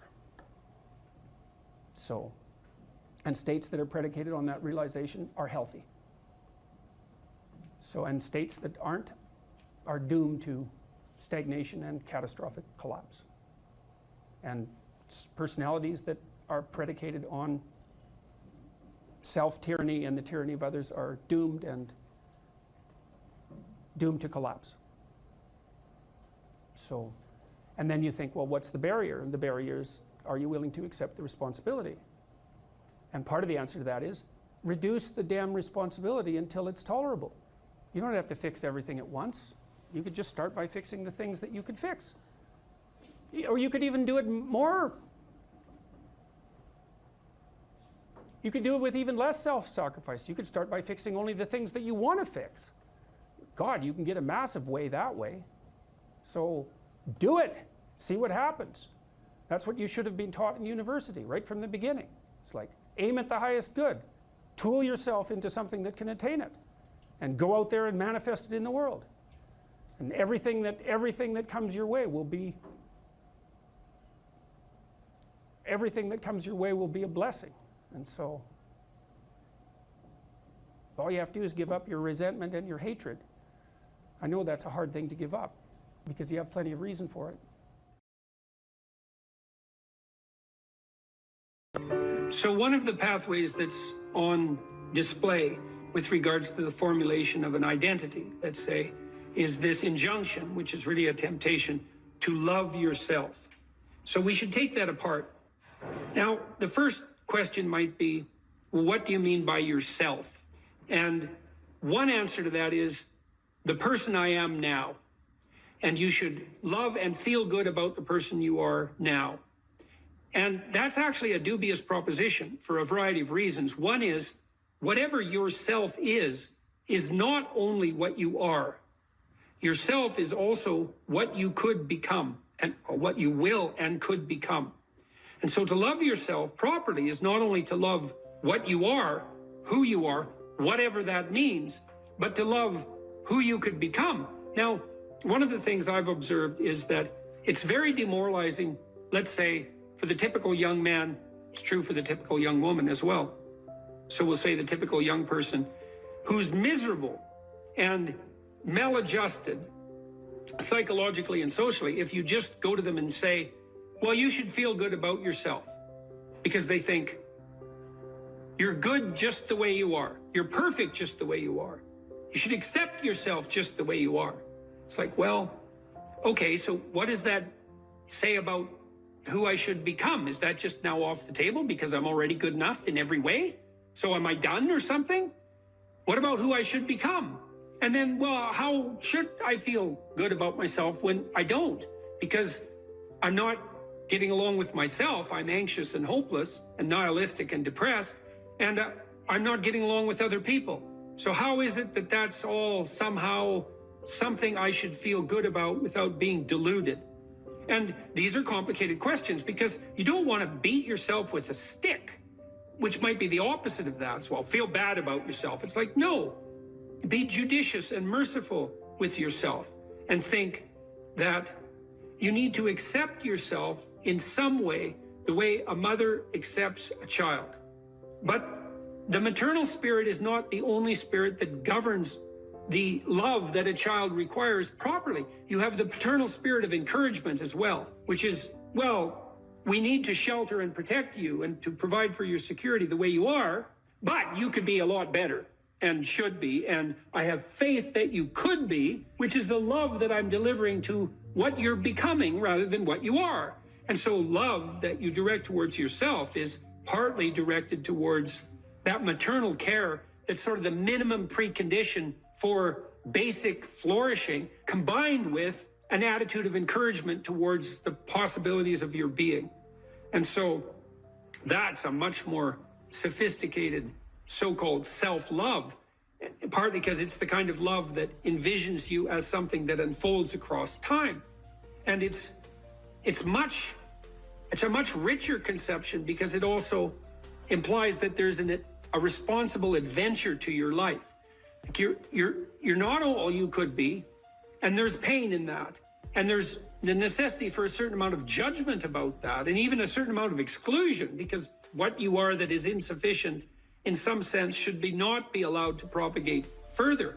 But if it's conjoined with encouragement, it's like, yeah, you're in a rough situation there, kiddo, but here's some things about you that are virtuous and good, and they're pretty powerful actually, and if you just made those more manifest, you could dispense with a lot of this immaturity and misery, and you could expand yourself out into life physically and psychologically, and you could start walking this pathway that makes things better. And the thing is that as soon as you start walking the pathway that makes things better, then things immediately become better, because your whole orientation changes. And if you're in a bad place but you're escaping, that's pretty positive, even if it's a bad place. And you might think, well, it's still bad, but it's better. It's like, well, that's a lot better than a bad place that's getting worse. That's for sure, because that's hell. Hell is a bad place that's getting worse.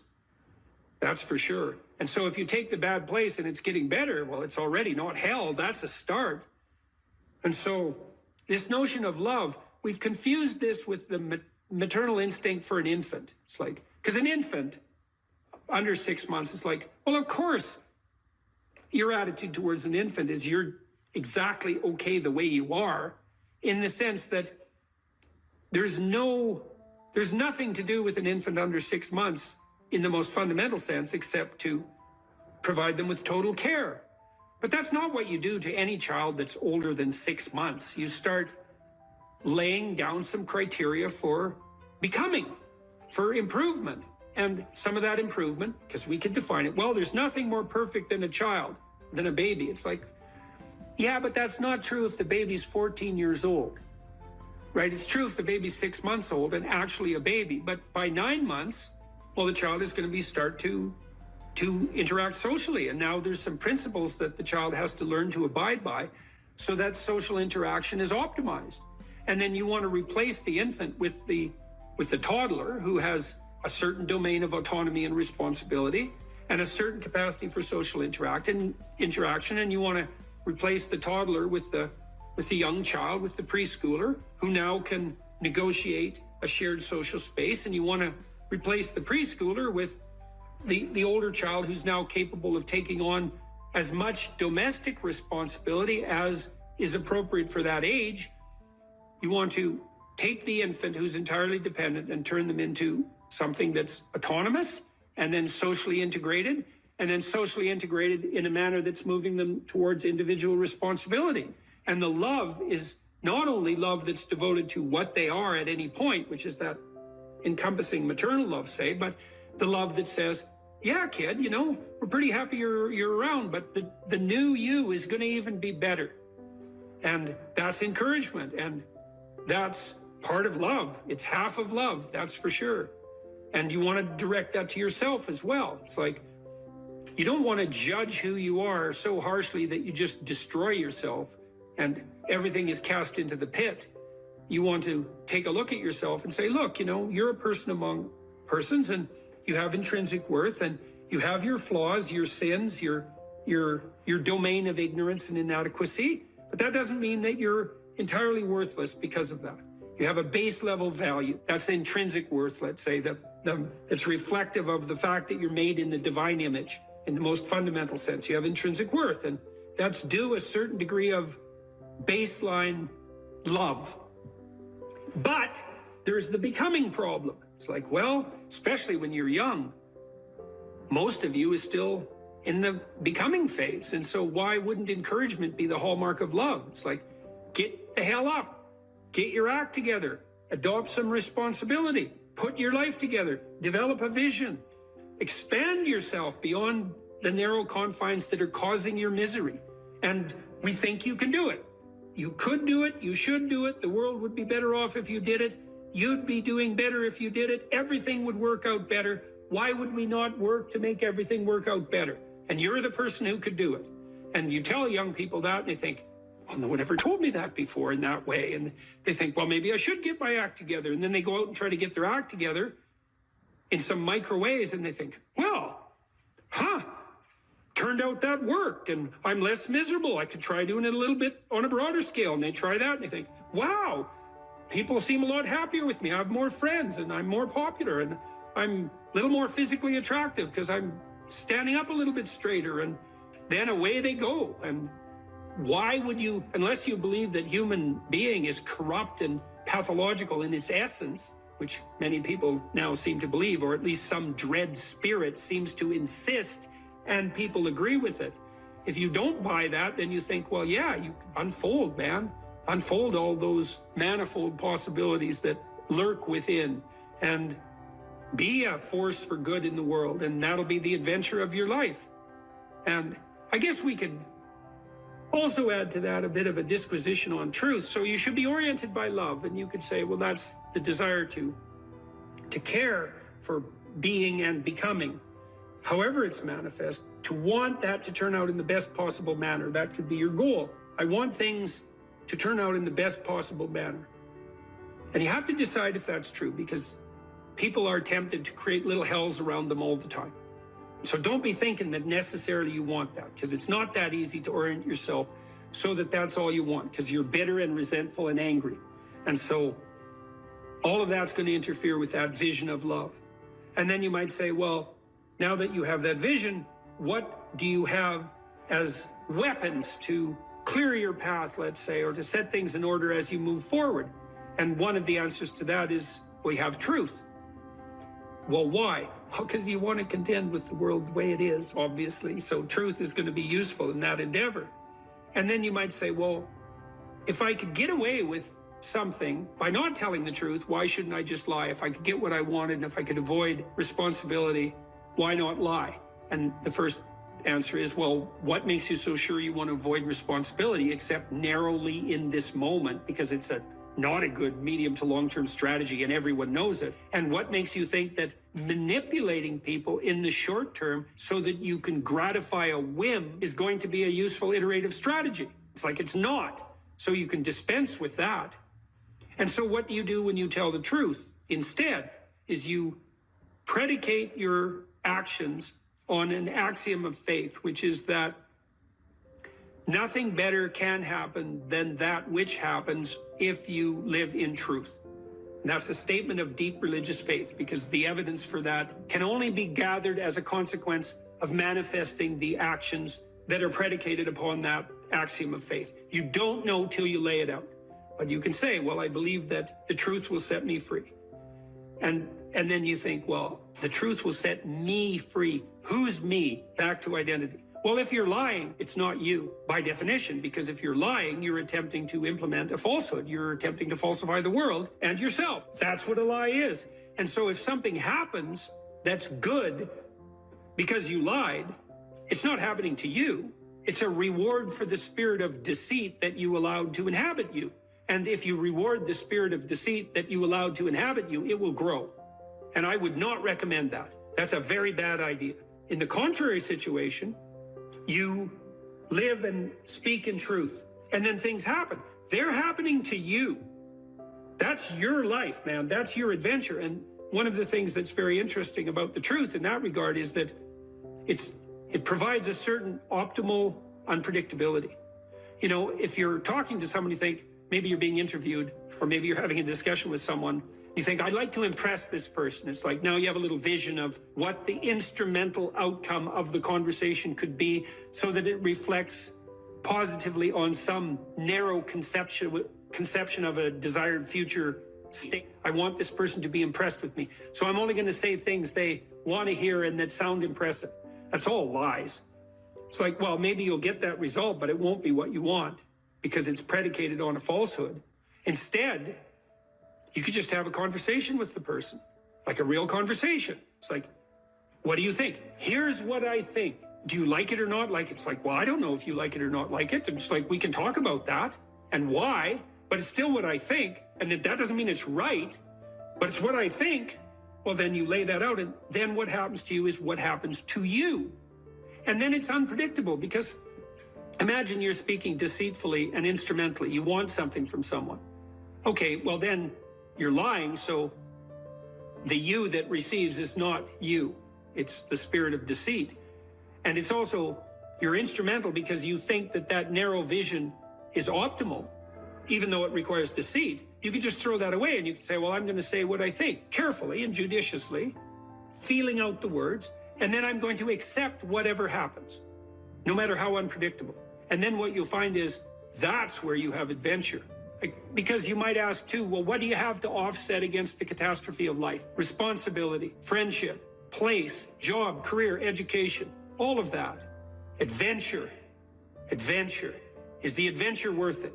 Well, if you tell the truth, you will have the adventure of your life. That's what will happen. Put yourself together. And then maybe if you put yourself together, you know how to do that. You know what's wrong with you, if you'll admit it. You know there's a few things you could like polish up a little bit, that you might even be able to manage in your insufficient present condition.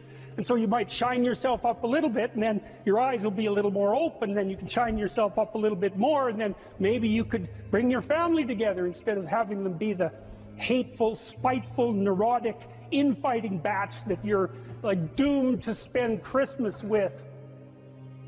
So then you fix yourself up a little bit, and then you got to figure out, well, can you figure out how to make peace with your idiot brother? And probably not, because he's just as dumb as you, so how the hell are you going to manage that?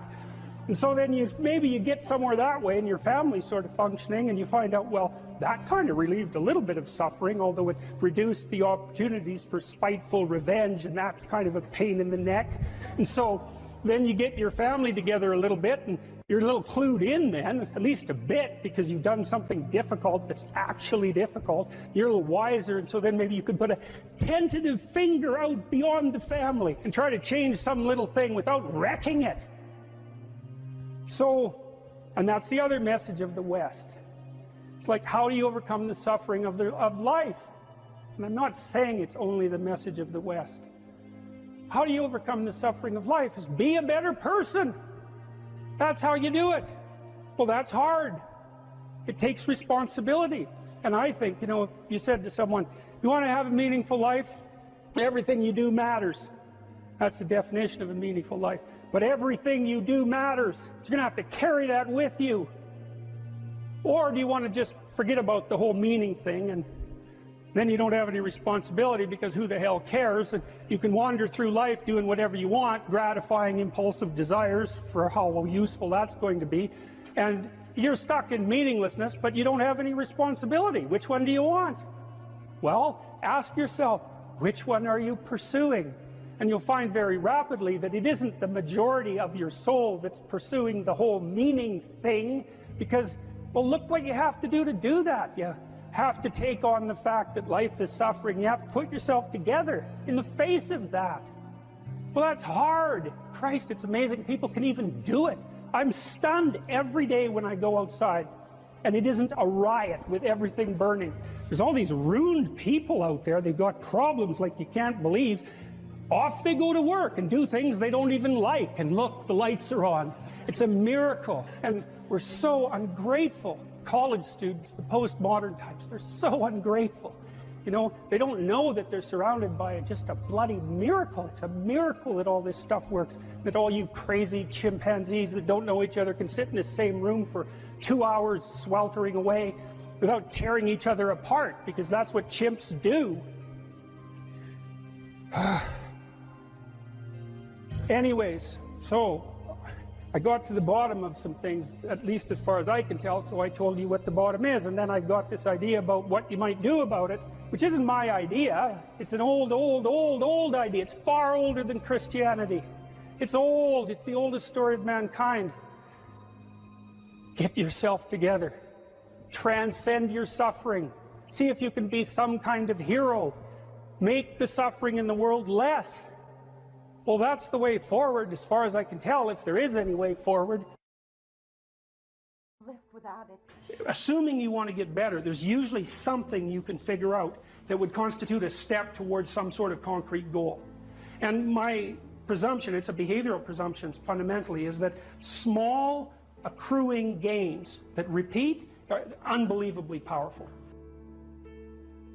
You can tyrannize yourself into doing things, but I wouldn't recommend it. What I would recommend instead is that you ask yourself what you're willing to do. It's a really effective technique. It's like a meditative technique. So, for example, you can get up in the morning and you can think, well, you know, I'd like to have a good day today, so I'd like to go to bed tonight without feeling guilty because I, you know, didn't do some things I said I was going to do, and I'd like to have kind of an interesting day. So you got to fulfill my responsibilities, and I want to, you know, enjoy the day. Then you can ask yourself, well, what would I have to do in order for that to happen that I would do? And the probability, if you practice this for 3 or 4 days, is your brain will just tell you. It'll say, well, you know, there's that piece of homework that you haven't done for like 3 weeks. You should knock that sucker off because it would only take you 10 minutes and you've been avoiding it and torturing yourself to death for 72 hours straight. And say, well, let's figure out what your aims are. You got to have some aims, whatever they are. And they might say, well, I'm so depressed I don't have any aims. And then I say, well, pick the least objectionable of the aims and act it out for a while and see what happens. Because sometimes your emotional systems are so fouled up that you have to pretend. You have to act the thing out before you can start to believe it. Life can be meaningful enough to justify its suffering. I thought, God, that's such a good idea. Because it's not optimistic exactly. You know, some people will tell you, well, you can be happy. It's like, those people are idiots. I'm telling you, they're idiots. There's going to be things that come along that flatten you so hard you won't believe it. And you're not happy then. And so if life is to be happy, well, in those situations, what are you doing? Why even live? But life isn't to be happy. If you're happy, you're bloody fortunate, and you should enjoy it. You should, because it's the grace of God, so to speak.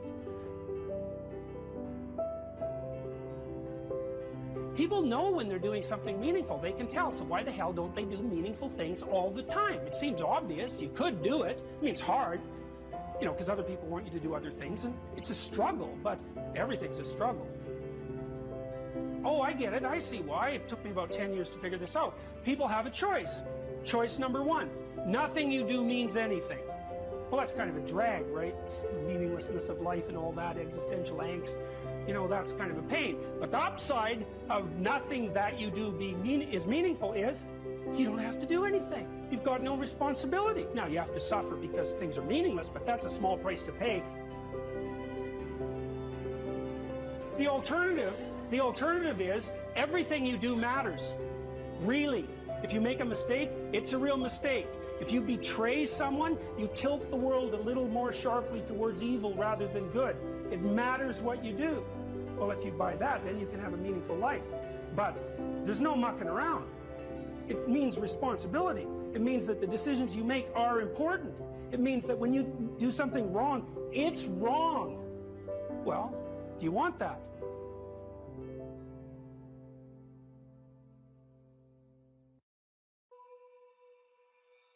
We should make a very clear distinction here that often when people are embittered and resentful and feel like they're victims, it's because really awful things have happened to them. Now, not always, but often. And so then the question is, well, if you're in a situation and something really awful is happened to you or has happened to you, then, well, why shouldn't you feel like a victim? And is there a better alternative? And part of what you were trying to lay out in this part of the book is what those better alternatives are. So part of looking for that hero is to find out from someone else's example. In your case, it was your mother, but these other sources that you described of people who were in a sort of hell in an undeniable sense, but who chose in a very real way to make it as good as it could possibly be given the circumstances. And so they had to turn to sources of power, let's say, and strength and fortitude and resilience that weren't, in some sense, obviously associated with the catastrophe. I mean, in your mother's case, it's a pretty tragic situation. She's a young mother, she has young kids, now she has breast cancer, and she fights a losing battle over a period of 5 years. That's pretty bad. And then you have to ask yourself, given that that's obviously pretty bad, how is it even possible that someone could handle that with not only grace and courage, but the kind of grace and courage that leaves their children with an immovable sense of the ability to prevail in the face of the deepest adversity. I mean, that's really something. You said here, thousands have come before you and they did just fine. So quit your complaining. And it's not because you have nothing to complain about. That's not the case. It's that that's not the right approach. The fact is, and this is such an optimistic fact, as well as a judgment in some sense, the fact is that if someone else can do it, so can you. And that's something, right? If you're reading about the great heroes in history, people who are in these terrible situations, and you see someone rise to the occasion, and then you can say, well, that was a person who did that, and I'm a person, and so maybe I have that capacity too, even though I don't know how to approach it. And then some of the rest of your book, much of the rest of your book, I would say in some sense is a guide to help people figure out how they could approach that. One of the things you point out first is, well, notice who you admire. And then maybe try consciously practicing becoming like that. And you know, people are very, very, very, very tough. And it turns out that if you face things, that you can put up with a lot more than you think you can put up with, and you can do it without becoming corrupted.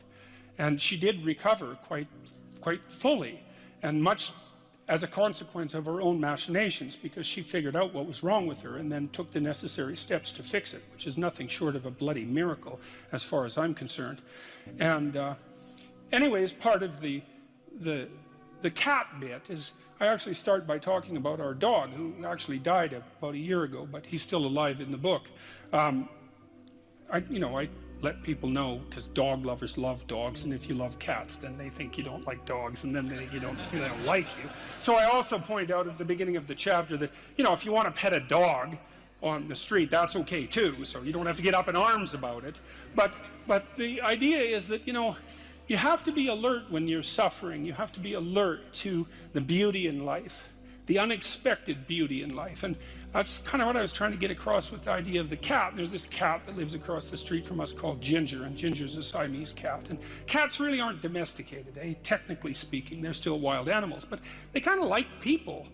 God only knows why, but they do, And so Ginger will come wandering over, and our dog looks at her, but they're friends, and she rolls over on his back, and Seiko used to, nose her a bit, and then she'd kind of mosey over and let you pet her if she was feeling like it that day. And, you have to look for that little bit of sparkling crystal in the darkness when things are bad. You have to look and see where things are still beautiful and where there's still something that's sustaining. And you narrow your time frame and you be grateful for what you have, and that can get you through some very dark times, and maybe even successfully if you're lucky. But even if unsuccessfully, then maybe it's only tragic and not absolute hell.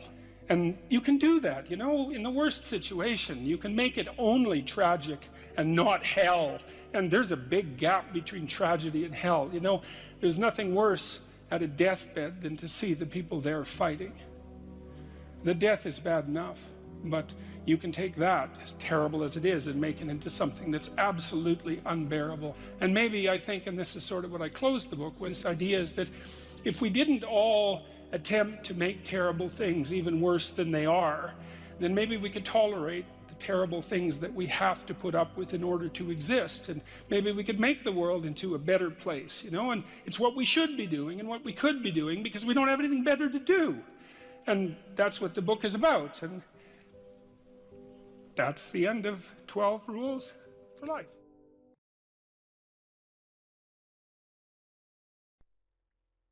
Don't underestimate the power of truth. There's nothing more powerful. Now, in order to speak what you might regard as the truth, you have to let go of the outcome. You have to think, all right, I'm going to say what I think, stupid as I am, biased as I am, ignorant as I am. I'm going to state what I think as clearly as I can, and I'm going to live with the consequences no matter what they are. That's an element of faith. The idea is that nothing brings a better world into being than the stated truth. Now, you might have to pay a price for that, but that's fine. You're going to pay a price for every bloody thing you do and everything you don't do. You don't get to choose to not pay a price. You get to choose which poison you're going to take. That's it.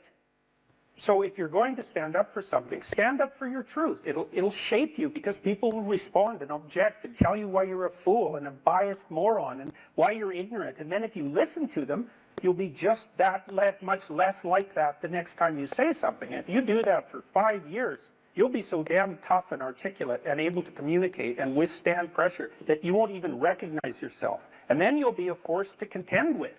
It is not safe to speak, and it never will be.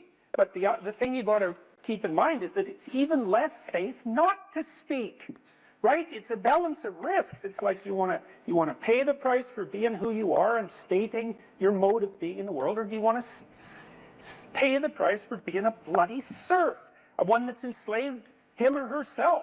Well, that's a major price, man. That thing unfolds over decades, and you'll just be a miserable worm at the end of about 20 years of that, right? No self-respect, no power, no ability to voice your opinions, nothing left but resentment because everyone's against you, because of course you've never stood up for yourself. It's like, say what you think carefully, pay attention to your words. The price it's a price you want to pay if you are willing to believe that truth is the cornerstone of society. And in the most real sense, if you're willing to take that leap, then tell the truth and see what happens. And nothing better could possibly happen to you. There'll be ups and downs, and there'll be pushback, and there'll be controversy and all of that, but it doesn't matter. It's like, wake up, tell the truth, or at least don't lie. If that's a start, you know 1,000 people. You're going to know more than that over the course of your life, but let's say 1,000 for the sake of argument for now. They know 1,000 people. That means that you're one person away from 1,000,000 people and 2 persons away from 1,000,000,000 people. And you're the center of that network. And now the way networks work is that information propagates in a network manner. So don't underestimate the power of your speech. So that people have an inchoate longing to have the sort of thing that we're talking about articulated. And so don't be thinking you're alone. It's just that people can't talk, they're afraid to talk, or they don't know what to say. And those are real problems. So if you're reasonably articulate, like, start talking and sharpen yourself up.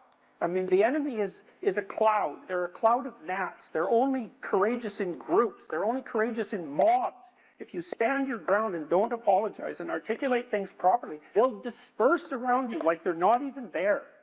So most of it's illusion. So don't be afraid, but be afraid of the right thing. And the right thing you should be afraid of is not saying what you say, because that's the same as not being.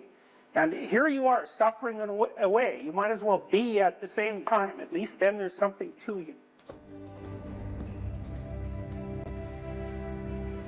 Where do you find the hope and the strength to continue to fight? Or for those who are listening, to get the motivation to stand up and say what's on their mind? Well, people have to have a dialogue with their own conscience. You know, if you don't imagine that you get upset with something when you recognize an obstacle in your path, and then imagine that you need a path and that you've chosen reasonably wisely, let's say, not perfectly, but reasonably wisely. An obstacle arises, you're frustrated, disappointed, ashamed, afraid. Well, you have something to do to clear out the obstacle. You have something to say. Well, then you don't clear out the obstacle because you're afraid to speak or you're unwilling to speak. You want to defer the conflict because you hope it will go away. All that'll happen is that the obstacles will pile up. But then your life will be nothing but obstacles. Well, you need to know that. You have to ask yourself if you believe that's true. If it's true, then you don't want to remain silent. Imagine too that as you remain silent, you get smaller because you're not manifesting the courage necessary to live by your own standards. And the problem gets bigger. Well, if you're not going to speak now, what makes you think you're going to be more prepared in the future? You won't. Why is that going to happen? When does that ever happen? Well, I can't believe we're talking about school. People who say, just stay quiet in school, just get the grade. That's paying wrong. them. That's wrong. That's right. You're paying them. You don't have the courage when you're paying. When somebody's paying you and they're doing something at work and they want you to play along, you think you're going to have courage then? I mean, you've got to face it I tell as my it students happens. all the time to never write something they didn't believe to be true.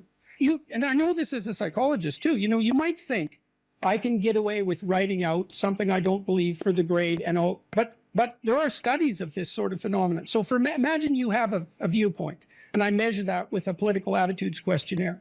Okay, maybe it's a viewpoint. What do we take? You're anti-immigration, just for the sake of argument. And then I ask you to write out a 500-word pro-immigration essay.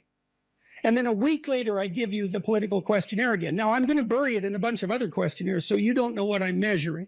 Okay, Your belief has tilted way towards the argument that you've made, even though you don't know it. So, and it's because most of your beliefs are actually rather shallow in terms of their explicit formulation. You think you believe something, but it's pretty shallow. It's just an assumption. Now, you might act on it and all of that, but it's not well differentiated and articulated. Now, if you take one of your assumptions and you write a counterexample, you're going to articulate that. Well, then that's going to move you. And so if you think that you can write an essay that you don't believe and you'll remain unscathed by that, well, you're wrong. You won't. And if you do it 20 times, you will turn into what you wrote. That's what will happen. And it's an absolute sin in my estimation. I mean that specifically for anyone who attends university to write what they do not believe to be true. It's certainly a sin for anyone to encourage them to do that. Now, you can do that as an exercise. You can ask people to delineate out an argument that runs contrary to their viewpoint. That can be part of the reasonable process of learning. Correct. That is not the same thing as doing it for deceptive purposes to manipulate your professor because you're too cowardly to formulate your arguments properly. I talked to two of Canada's most outstanding people in the last 2 weeks, Conrad Black, who ran a huge newspaper empire, and Rex Murphy, who's probably Canada's best known journalist personality, because he's both. He's a great journalist, but he's a personality as well. And they remembered their university education. Jocko Willink as well. He's not a Canadian, but he had the same kind of memory. They talked about their education in the humanities, mostly concentrating on English literature, and described it with tremendous fondness as a turning point in their life, as an opening up of the world of knowledge to their youthful eyes, right? Very, very fondly. contrasted that with Yeonmi Park, who was an escapee from North Korea, very brave woman who was then enslaved in China, had a life that was just sheer hell, and spent a good part of the interview telling me how much better her life was than the lives of many people she knew. She wrote a book called In Order to Live, but the book stopped at the year 2015. So I asked her what she did. She went to Columbia, took a humanities degree, which was a dream of hers. After finishing her entire education in 1 year, her education prior to university. Cow. Right, exactly. Then she went to a South Korean university for 3 years. They're hard to get into. And then she went to Columbia. I said, what was it like going to Columbia? Taking a humanities degree from this escapee from totalitarianism who was once enslaved, got to go to one of America's august institutions and be trained in the humanities. Someone who'd been exposed to George Orwell and who was motivated to write because she read Animal Farm, understood the power of literature. She said it was a complete waste of time and money, and that she was afraid to say anything. Wow. Yeah, wow. It's a hell of a thing to hear when you're a university professor.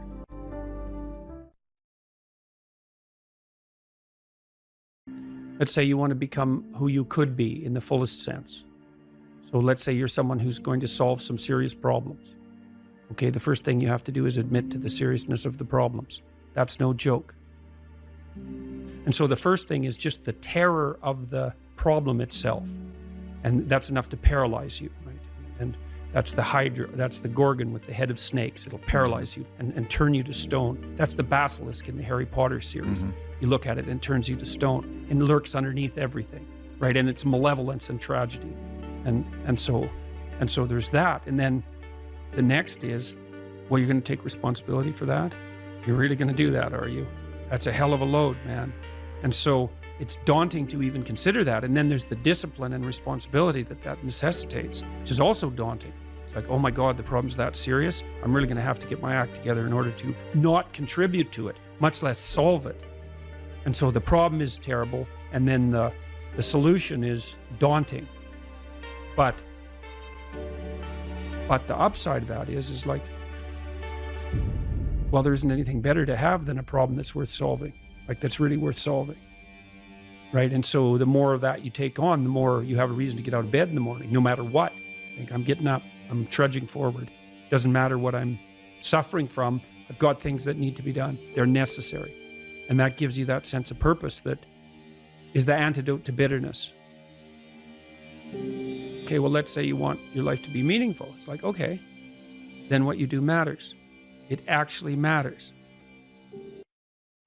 Or how starting to clean up the room changed their life. That's quite fun because it's something I always tell people to do instead of going out and protesting. Jesus, I just can't stand Cleaning up that. the room? Yeah. Meaning? Well, my sense is that if you want to change the world, you start from yourself and work outward because you build your competence that way.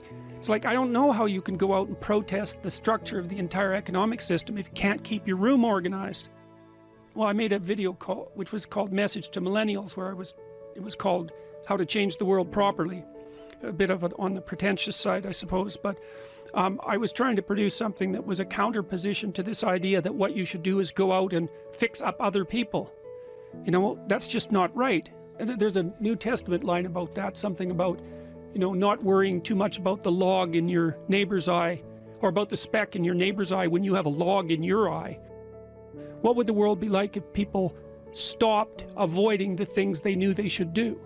You know, because the question is, how much are we contributing to the fact that life is an existential catastrophe and a tragedy? How much is our own corruption contributing to that? That's a really worthwhile question. The things you leave undone because you're angry, you're resentful, you're lazy, you have inertia. Well, you consult your conscience and it says, well, you know, that place over there could use a little work. It's the same as working on yourself, and so you clean that up because you can, and then things are a little clearer around you, and you're a little better off because you've practiced a bit, and so you're a little stronger, and then something else manifests itself and says, well, maybe you could like take a crack at fixing me up too.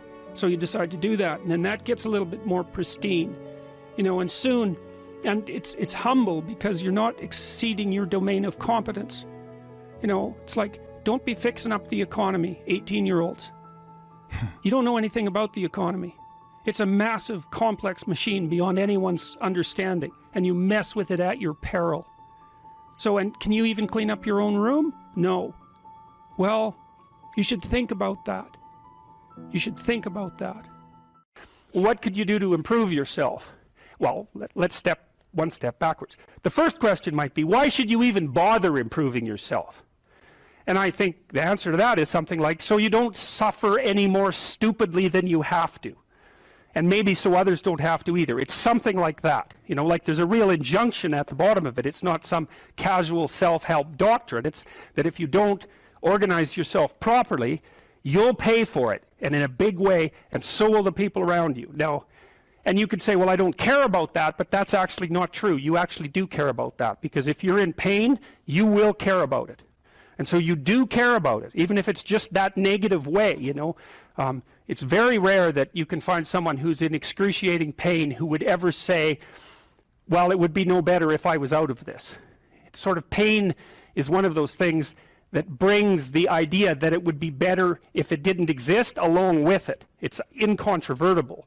So you get your act together so that there isn't any more stupid pain around you than necessary. Well, so then the question might be, well, how would you go about getting your act together? And the answer to that, and this is a phenomenological idea too, it's something like, look around for something that bothers you and see if you can fix it. So now you think, well, let's say you go into you can do this in a room. It's quite fun to do it just when you're sitting in a room, like a room, maybe your bedroom. You can sit there and just sort of meditate on it and think, okay, if I wanted to spend 10 minutes making this room better, what would I have to do? And you have to ask yourself that, right? It's not a command, it's like a genuine question. And things will pop out in the room that you know, like there's a stack of papers over there that's kind of bugging you, and you know that maybe little order there would be a good thing, and you know there's some rubbish behind your computer monitor that you haven't attended to for like 6 months, and the room would be slightly better if it was a little less dusty and the cables weren't all tangled up the same way. And like if you allow yourself just to consider the expanse in which you exist at that moment, there'll be all sorts of things that'll pop out in it that you could just fix. And you know, I might say, well, if you were coming to see me for psychotherapy, the easiest thing for us to do first would just be to get you to organize your room. You think, well, is that psychotherapy? And the answer is, well, it depends on how you conceive the limits of your being. And I would say, start where you can start. You know, if something announces itself to you, which is a strange way of thinking about it, as in need of repair, that you could repair, then, hey, fix it. You fix 100 things like that, your life will be a lot different. You know, I often tell people too, fix the things you repeat every day, because people tend to think of those as trivial, right? You get up, you brush your teeth, you have your breakfast, you know, you have your routines that you go through every day. Well, those probably constitute 50% of your life. And people think, well, they're mundane, I don't need to pay attention to them. It's like, no, that's exactly wrong. The things you do every day, those are the most important things you do. Hands down. All you have to do is do the arithmetic. You figure it out right away. So 100 adjustments to your broader domain of being, and there's a lot less rubbish around, and a lot fewer traps for you to step into. And so that's in keeping with Jung's idea about erasing once you've got your mind and your emotions together, and once you're acting that out, then you can extend what you're willing to consider yourself and start fixing up the things that are part of your broader extent. Now, sometimes you don't know how to do that. So you might say, imagine you're walking down Bloor Street and there's this guy who's like alcoholic and schizophrenic and has been on the streets for 10 years. He sort of stumbles towards you and, you know, incoherently mutters something. That's a problem. And it would be good if you could fix it, but you haven't got a clue about how to fix that. You just walk around that and go find something that you could fix, because if you muck about in that, not only is it unlikely that you'll help that person, it's very likely that you'll get hurt yourself. So, you know, just because while you're experiencing things announce themselves as in need of repair doesn't mean that it's you right then and there that should repair them. You have to have some humility.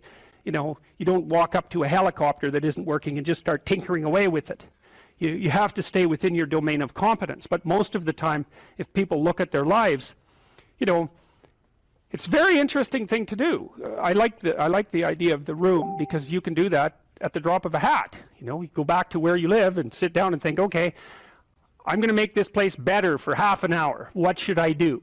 And you have to ask, and things will just pop up like mad. And it's partly because your mind is a very strange thing. As soon as you give it a name, a genuine aim, it'll reconfigure the world in keeping with that aim. That's actually how you see to begin with. And so if you set it a task, especially, you have to be genuine about it, which is why you have to bring your thoughts and emotions together, and then you have to get them in your body so you're acting consistently. You have to be genuine about the aim, but once you aim, the world will reconfigure itself around that aim, which is very strange. And it's technically true.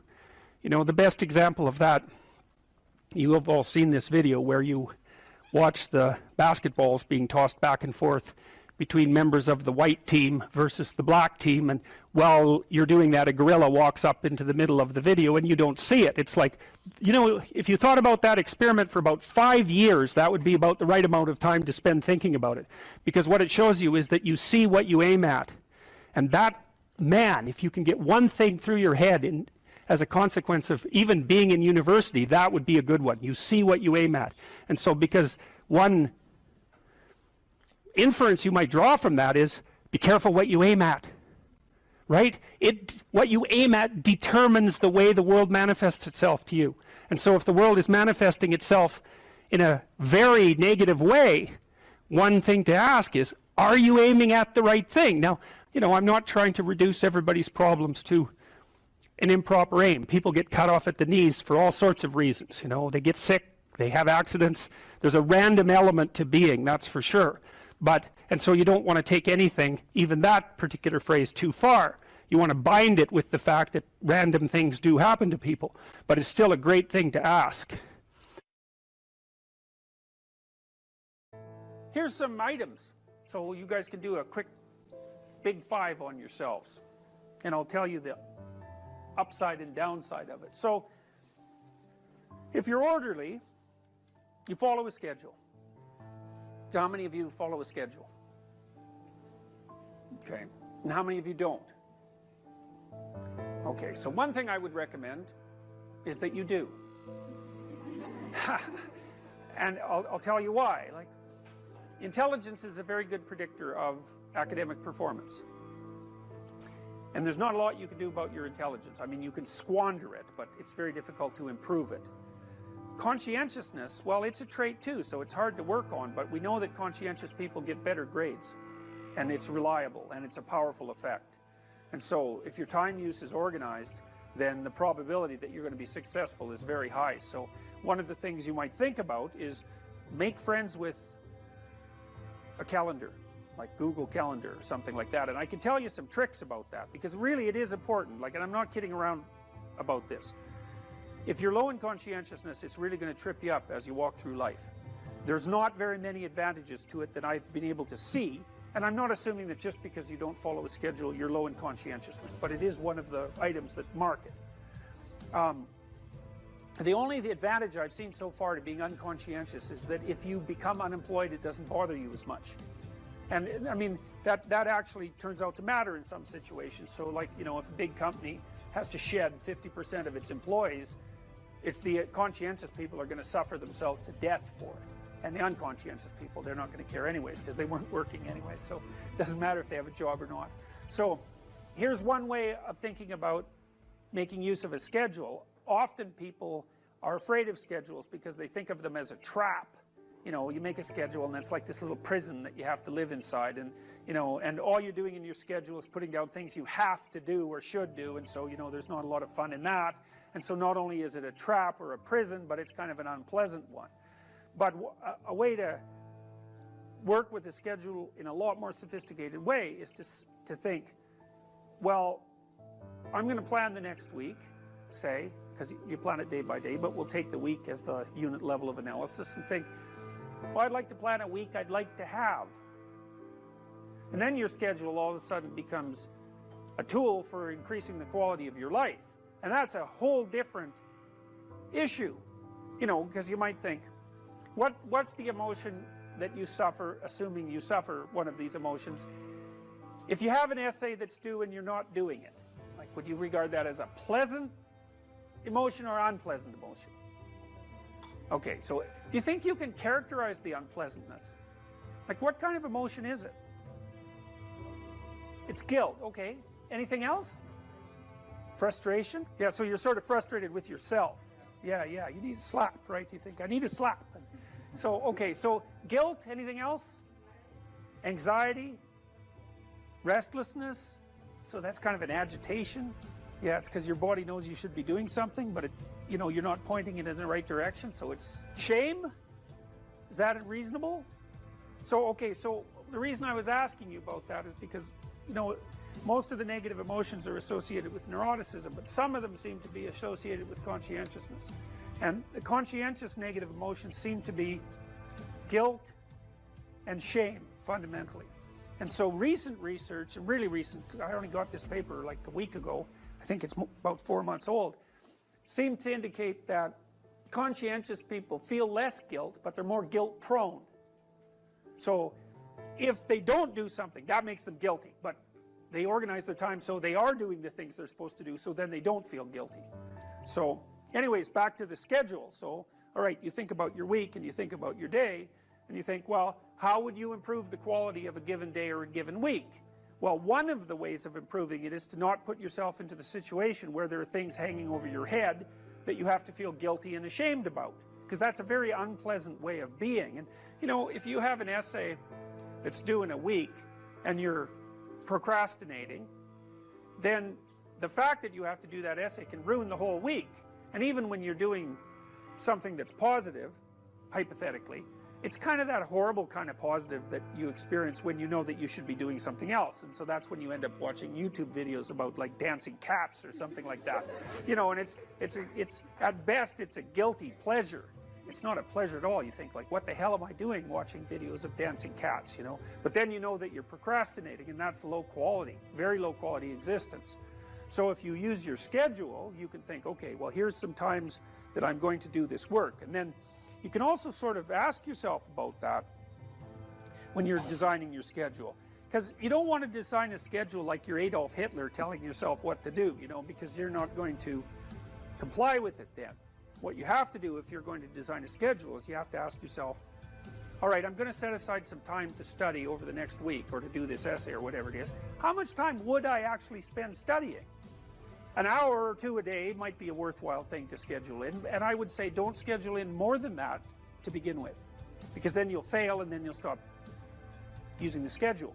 And so the other thing you want to do is you want to schedule in things that you want to do, and then you want to look at the day or the week and you want to think, hey, that's a week I'd like to have. If I had a week like that, it would be good. You know, I'd be caught up so that all that negative emotion doesn't have to accrue. And I would have done a bunch of things that I'm interested in doing, and at the end of the week, I'd be in better shape than I was at the beginning. And if you treat a schedule like that, so that what you're using it is to design the days and weeks that you want to have, instead of using it as this little, you know, jail that you have to put yourself in that you're not going to do anyways, then you can learn to use them. And that's one thing you can do to make yourself more industrious, more conscientious. Follow a schedule. I've told people to learn to use a schedule, and people often hate schedules because they act as their own tyrants, right? They say, well, you have to do this unpleasant thing, and then here's another unpleasant thing you have to do, and then you have to do this unpleasant thing, and you do that for about 3 days, and you think, to hell with this, I'm not doing that, you know, and you fall off the wagon. That isn't what you're supposed to do with a schedule. You're supposed to use it to design the days that you would like to have if you were taking care of yourself. And so some of that is, you know, you wake up in the morning and you think, here's 5 things I have to do that if I don't do, my life will be worse. It's like paying bills, for example, or taking out the garbage. It's like you have to do those because otherwise things degenerate. So you got to put some of those in the schedule, because otherwise tomorrow is worse than today, and that's a bad trajectory. But you also want to build in things, you know, you've got to act in some sense like you're dealing with a relatively recalcitrant 9-year-old. It's like, so, well, here's some things you have to do, but here's some things that if you do, you could reward yourself with. And if you get the balance there between obligation and reward right, then you'll find that you're motivated to do the things, and that's what you want to do. You want to do that so it's sustainable across days and weeks and months. And so you got to treat yourself like a good boss would treat a valued employee, and not like a tyrant would treat a slave, because the slave will rebel. And you know, people say, well, I don't follow through on my plans. It's like, well, A, they're probably not very well formulated, and maybe you're doing them because of an external moral obligation or something. They're not really your plans, right? And B, you're acting like a tyrant and a slave, and that's a bad relationship to have with yourself. Treat other people as you would like to be treated. It works both ways. You also treat yourself like you treat other people properly. So that's a necessary thing, and often people don't do that. But the scheduling is really important.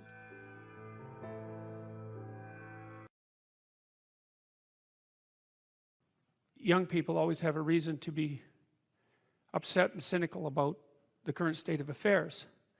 And it's that way forever.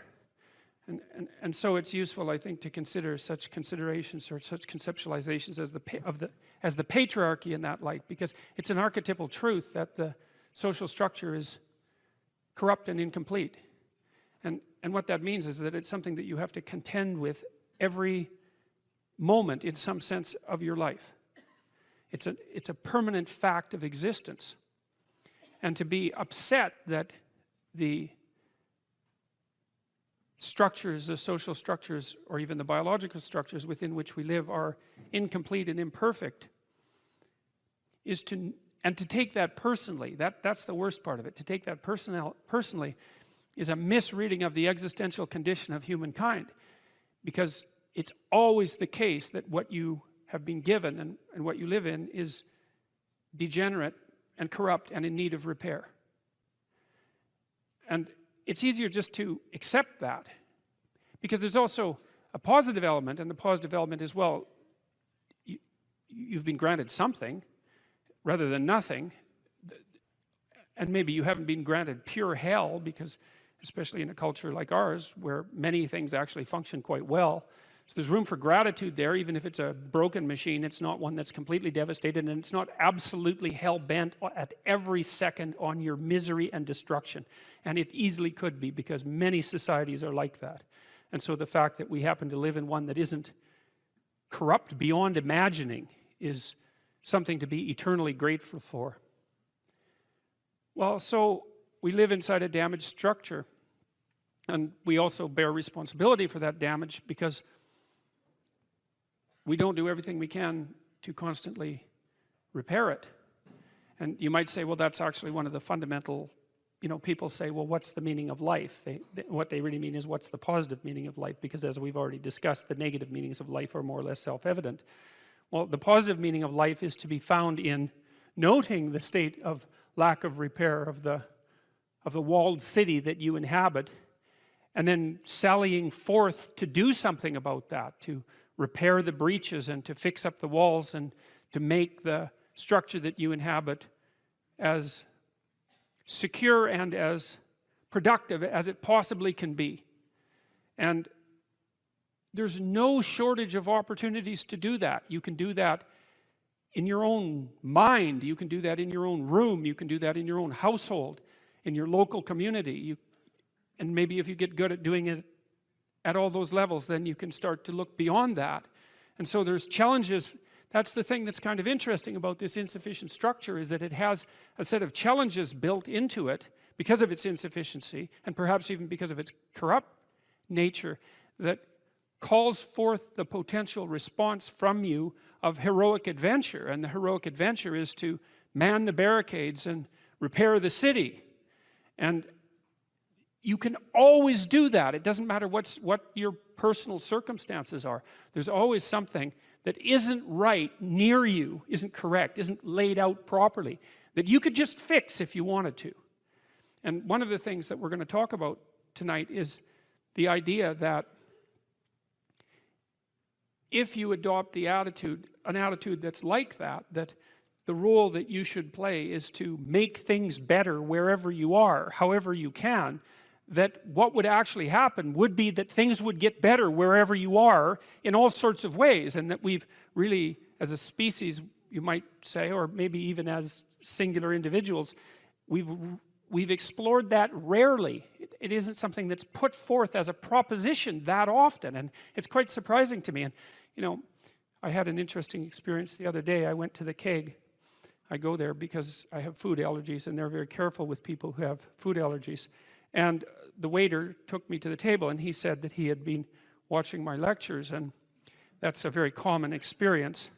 And he was happy about that, and he said that he'd had 2 promotions at the keg in the last 4 months because he'd been watching my lectures. And like, I really found that an affecting experience, because you know, you might say, well, he's working as a waiter at the keg and there's nothing particularly heroic about that. And I disagree with that, actually, because I don't care where you're located, you can do a hell of a job, and I mean that literally. At whatever job you have, you can take whatever job you have and you can make it a real nice little piece of absolute misery.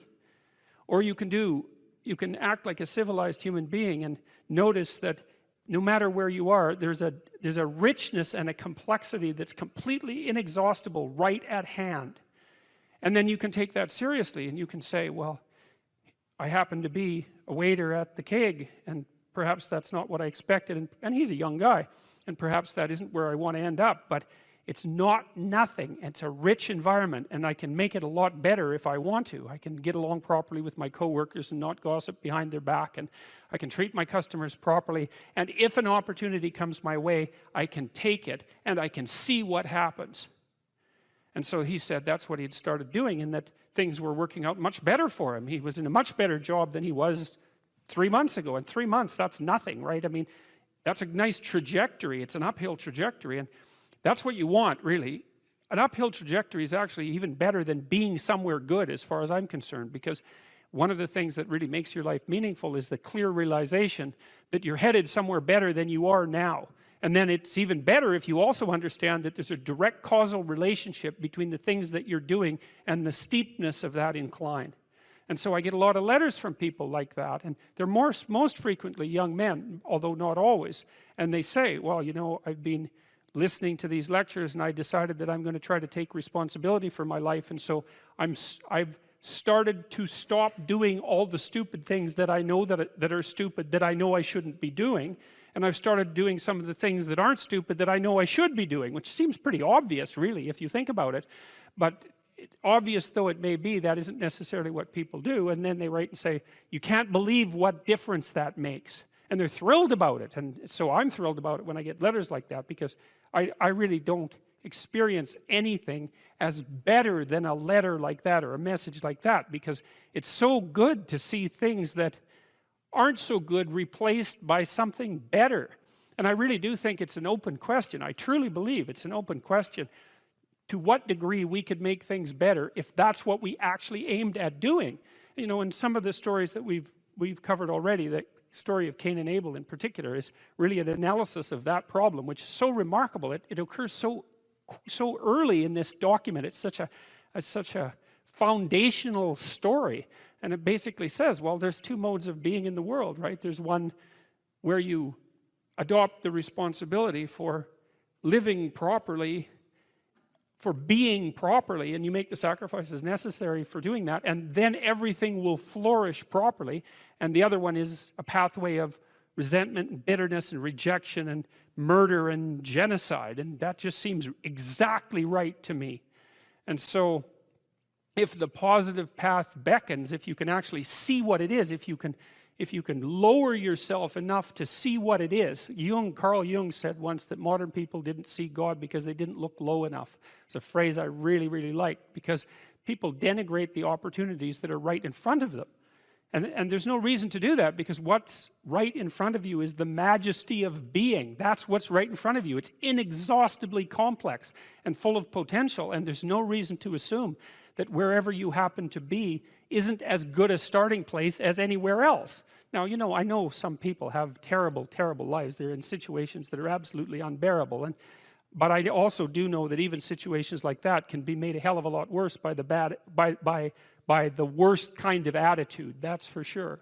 So anyway, so that's where you are. You're in a damaged structure. You're a damaged structure. You're in a damaged structure. But, you know, at least it's got some walls, you know, you're not being fed to the lions on a regular basis, so that's a good thing. And you can emerge forward, you know, heroically, magically, to confront the chaos that constantly threatens the structure within which you live, and you can free something as a consequence of that. You can learn something, you can strengthen yourself. That's the other thing, because the way, what you're actually made of, in many ways, that what informs you, what you're made of, is what you encounter when you voluntarily encounter the unknown.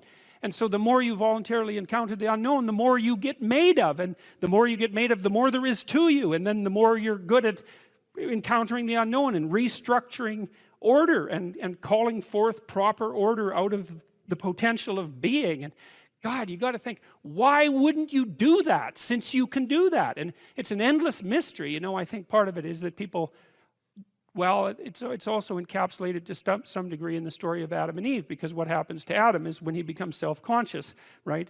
He becomes ashamed of himself and regards himself as a lowly sort of creature. And there's endless reasons why people would do that, because of course we're rife with imperfection, and so he hides from God. And I think that's actually the answer to the conundrum, which is that people don't aspire to the highest good because they're deeply ashamed of themselves and their weaknesses and their insufficiencies. And so that's not the only reason. I mean, there's the desire to avoid responsibility, and there's all the negative motivations as well, like resentment and hatred and the desire to make things worse. I don't want to, you know, give us too much of a break, but it's something like that. But it's okay to not be in a very good place if what you're trying to do with that not very good place is make it better. And one of the things I really have learned as a clinical psychologist is that you just cannot believe how powerful incremental progress is. You can do the calculations, like it's like compound interest, you know.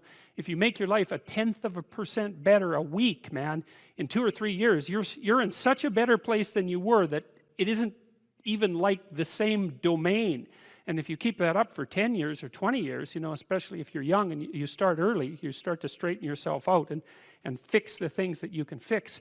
You can transform your lives in ways that are completely unimaginable. And God only knows what the upper limit of that is in terms of human possibility, because we are amazing creatures, you know, when we really get our act together and stop running at 10% of our capacity, you know. So that's what you do. You've got, you know, the fact that things aren't exactly the way they should be at least gives you something to do, you know, and that's maybe something great to do, because there's no shortage of suffering and trouble that besets the world that you could conceivably ameliorate in some way. And the utility and meaning, the utility of that and the intrinsic meaning of that is self-evident. So it also makes me curious about nihilism, for example, and despair, because I mean, I understand those emotions, I understand them deeply, and the intellectual mindset that goes along with it, but they just seem beside the point to me in some sense, because there are so many things that need doing that all you really have to do is open your eyes and look at them and then decide that you're actually going to do something about them. And you might think, well, what's within my scope of influence is so trivial that it's not worth doing. It's like, it won't stay trivial for long if you do it. Not at all. And I don't think it's trivial to begin with. I don't think that I really don't believe that anything done right is trivial. And my experience in my life has been that anything I actually did paid off. It didn't pay off necessarily in the way that I expected it to pay off. That's a whole different story. But if it was genuine commitment to do something, even if it went sideways and the outcome was really something other than what I expected, the net consequence over time was nothing but good. So every new frontier that can be conquered is an advance forward, and there's no shortage of frontier because we're surrounded by the unknown. We're surrounded by our own ignorance, and we can continually move into that domain, into the domain of chaos, or we can restructure pathological order, and that's the secret to proper being. And so then you encounter chaos that way, you know, and then you can regard yourself as the sort of entity that, despite its insufficiency, has the capability to conquer chaos, despite the danger of that. That's the other thing, because the fact that you're fragile is actually a precondition for your heroism, because if you weren't fragile, then there'd be nothing heroic about doing something difficult, right? Because if you couldn't be hurt or damaged or defeated or end up in failure, then where's the moral courage in the endeavor? It has to be that the fragility is built into the courage. And so it's not a reason not to engage in it at all. In fact, quite the contrary. And so I don't know if you can be less afraid of death exactly, but I think that here's a hypothesis, and this is a Socratic hypothesis. I write about this in my book too, by the way. Maybe if you live your life thoroughly, right? You take use of the advantages, make use of the advantages that are put in front of you, make use of your talents, say yes to things, tell the truth, like stand up and get at it, assuming that you can do that, you know, because some people are very ill and hurt, but assuming you can do that, I think the only way to combat fear of death is to live fully. And I think that might actually work. I kind of wonder, I've talked about this with my father too, who's getting pretty old. You know, I've asked him if, for example, if he could be transformed back into an 18-year-old, knowing what he knows now, would he do it? And he was ambivalent about that. You know, he didn't say no, but he didn't say yes.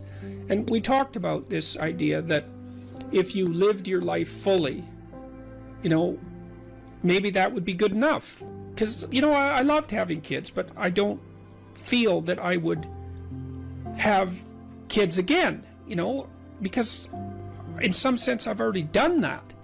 And so maybe there's a set number of adventures that you have to go on in your life. Let's say you have to be married, you have to have kids, you have to have a career, you have to have friends, you have to have something useful to do with your time outside of work. Those are all things that are covered in the Future Authoring Program, by the way. Maybe if you do all those, it's like, that's good enough. You've had your life and that's enough. I mean, I don't know. 10 years ago, I thought, you know, if I could extend my life radically, then I would. And I'm not so sure about that now that I'm 55, you know, I'm getting older. I kind of have a suspicion that you might come to an end, you know? That's what it looks like. I mean, I don't want that to be soon, but maybe you exhaust yourself in your life, you know, maybe you can, so that there's nothing left of you, really. Do you worry that your fame traps you into the person that you were before? Yeah, well, even Elvis became an Elvis impersonator by the time he died. Yeah, do you fear that you have become a Jordan Peterson impersonator? Do you fear of, in some part, becoming the famous suit-wearing, brilliant Jordan Peterson? The certainty in the pursuit of truth, always right. I think I worry about it more than anything else. I hope I do. I better. Has fame to some degree, when you look at yourself in the mirror, in the quiet of your mind, has it corrupted you? No doubt, in some regard. I mean, it's a very difficult thing to avoid, you know, because things change around you. People are much more likely to do what you ask, for example, right? And so that's a danger, because one of the things that keeps you dying properly is that people push back against you optimally. This is why so many celebrities spiral out of control, especially the tyrannical types that, say, run countries. Everyone around them stops saying, yeah, you're deviating a little bit there. They laugh at all their jokes. They open all their doors. They always want something from them. The red carpet's always rolled out. It's like, well, you think, wouldn't that be lovely? It's, well, not if the red carpet is rolled out to you while you're on your way to perdition. That's not a good deal. You just get there more efficiently. And so one of the things that I've tried to learn to manage is to have people around me all the time who are critics, who are saying, yeah, I could have done that better, and you're a little too harsh there, and you're alienating people unnecessarily there, and you should have done some more background work there. And I think the responsibility attendant upon that increases as your influence increases. And as your influence increases, then that becomes a lot of responsibility. You know, and then maybe have an off day. And, well, here's an example. I've been writing some columns lately about things that perturb me, like the forthcoming famine, for example. And it's hard to take those problems on, it's difficult to take those problems on in a serious manner, and it's frightening. And it would be easier just to go up to the cottage with my wife and go out on the lake and watch the sunset. And so I'm tempted to draw on anger as a motivating energy to help me overcome the resistance to doing this. But then that makes me more harsh and judgmental in my tone when I'm reading such things, for example, on YouTube, than might be optimal. Now, I've had debates with people about that, because I have friends who say, no, if you're calling out the environmentalist globalists who are harassing the Dutch farmers, then a little anger is just the ticket. But then others say, well, you know, you don't want to be too harsh because you alienate people who would otherwise listen to you.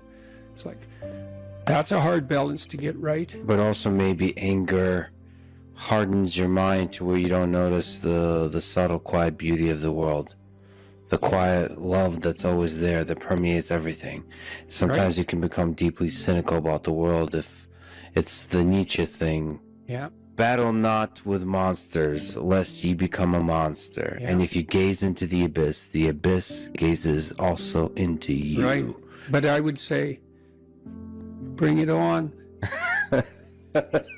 Right? Because that's why I also say, knowing that he's absolutely right, but if you gaze into the abyss long enough, you see the light, not the darkness.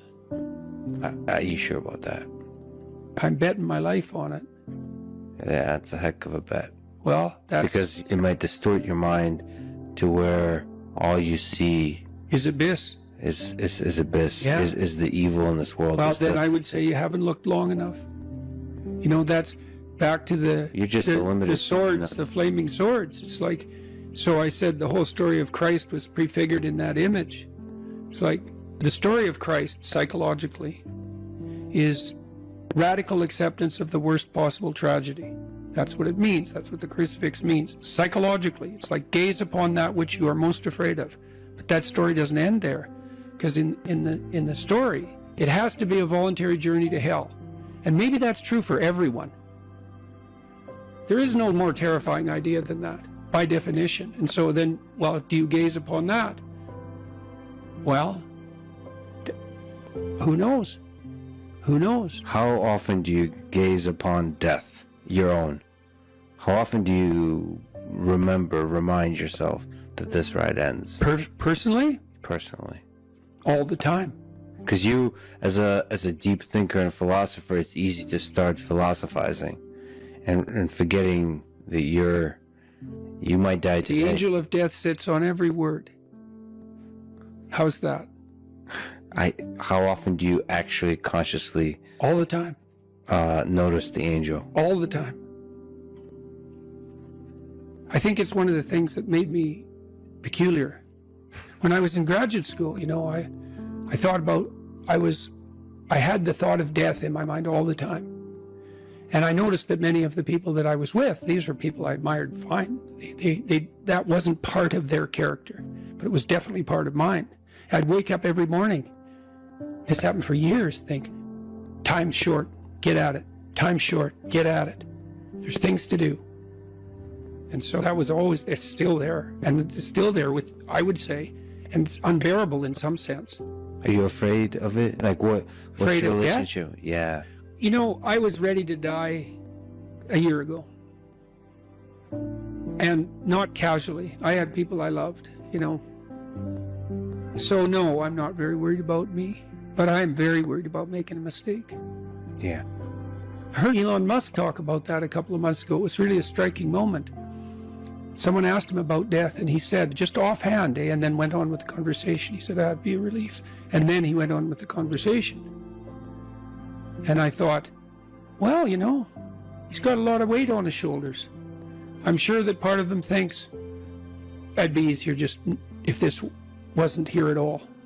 Now, he said it offhand, but it was a telling moment in my estimation. So for him, that's a why live question. Hmm? The exhaustion of life. If you call it life is suffering, but the hardship. I'm more afraid of hell than death. You're afraid of the thing that follows. I don't know if it follows or if it's always here. And I think we're going to find out. What's the connection between death and hell? I don't know. I don't know. I don't know. Is there something that needs to be done before you arrive? You're more likely to die terribly if you live in a manner that brings you to hell. You know, what should happen when you go to university is you should learn how to think and formulate arguments. You should learn to think, speak, and write. That's what the humanities are for. They're to make you dangerous, right? Because if you can think and speak and write, you're deadly. In a complex job, you're exactly what's necessary. There's nothing you can possibly do to become more deadly than to improve your facility with language. And the way you do that is by reading, especially great things, and by writing, and by thinking, and by speaking, for that matter. But how could that not be viewed as absolutely central to what education is about? You want to be inarticulate and stumble over everything that you try to think and communicate? Yeah. How are you going to get anywhere? You don't even know who you are under those circumstances. You're this massive feeling that's expressing itself, you know, maybe in violence because you can't find the words. And you stumble around and bump into things, and you're clunky and dull, and you're not witty. You don't sparkle. Learn to write. I'm dead serious. Like, I'm dead serious about that. Because writing is formalized thinking. And so the way you write is, first of all, you need a problem. Because why write if you don't have a problem? So this is good advice if you're just writing an essay, by the way, for your classes. It's like, pick a bloody problem that you want to write about, because otherwise it's false right from the start. It's up to you to engage with the material until you find something that grips you, that you desire to investigate. Okay, so you need a problem. Well, the next thing you need to do is, well, you need to have something to say about the problem. Well, so reading is really good for that. Read as much as you can. Get your hands on that addresses the problem. Okay, so now you know a bunch of things, or at least provisionally know them. You at least have access to them. Well, now you start sorting through it. It's like, okay, well, maybe I need to summarize what I've learned, and then I need to iron out the contradictions between what I've learned, and I need to elegantly formulate that, and I need to get my word choice right, and my phrase choice right, and my sentence choice right, and I need to organize the sentences into proper paragraphs, and the paragraphs into proper sequence so that I have a coherent argument. And at the same time, what you're doing is you're integrating your own personality at the highest and most abstract level of organization, and you're sharpening your tools, and you're putting yourself straight because you're learning to think. You learn to do that by writing. Many, many years, you hone your words. They're the most powerful thing about you, bar none. If you are an effective writer and speaker and communicator, you have all the authority and competence that there is. And so you're at university. Maybe you're taking a humanities degree. Well, what's the humanities degree for? It's to teach you how to think. You learn to think by writing. Now there's more to read, to speak, and all of that, but the best thing you can do is read and write every day, a couple of hours every day. Write about things you find important, and see if you can discover what you believe to be true. And that'll build you a foundation, and it's unbelievably practical. Like, if you look at people who are phenomenally successful across life, there's various reasons, but one of them is that they're unbelievably good at articulating what they're aiming at, and strategizing and negotiating and enticing people with a vision forward. It's like, get your words together, man. That makes you unstoppable. And that's the core of the humanities, that idea. Just get your words together. Make yourself an articulate creature, and then you're deadly in the best possible way. So, and take that seriously. The best thing you can do is teach people to write, because there's no difference between that and thinking. And one of the things that just blows me away about universities is that no one ever tells students why they should write something. It's like, well, you have to do this assignment. Well, why are you writing? Well, you need the grade. It's like, no, you need to learn to think. Because thinking makes you act effectively in the world. Thinking makes you win the battles you undertake. And those could be battles for good things. If you can think and speak and write, you are absolutely deadly. Nothing can get in your way. So that's why you learn to write. It's like, and I can't believe that people aren't just told that. It's like, it's the most powerful weapon you can possibly provide someone with. And I mean, I know lots of people who've been staggeringly successful and watched them throughout my life. I mean, those people, you don't want to have an argument with them. They'll just slash you into pieces. And not in a malevolent way. It's like, if you're going to make your point and they're going to make their point, you better have your points organized, because otherwise you are going to look like and be an absolute idiot. You are not going to get anywhere. So let's say you take the example of a SEAL who's got it all, but this literacy. What happens to him compared to someone who has all those skills? If he can't write well and he's in charge of 6 guys and one of those guys works hard or does something that deserves to be recognized, this is the responsibility of that leader to write that person an award. Okay, so he can't reward his good workers, his good soldiers. He can give him a pat on the back, but a pat on the back isn't going to get him promoted. An award is actually worth some points towards your promotion.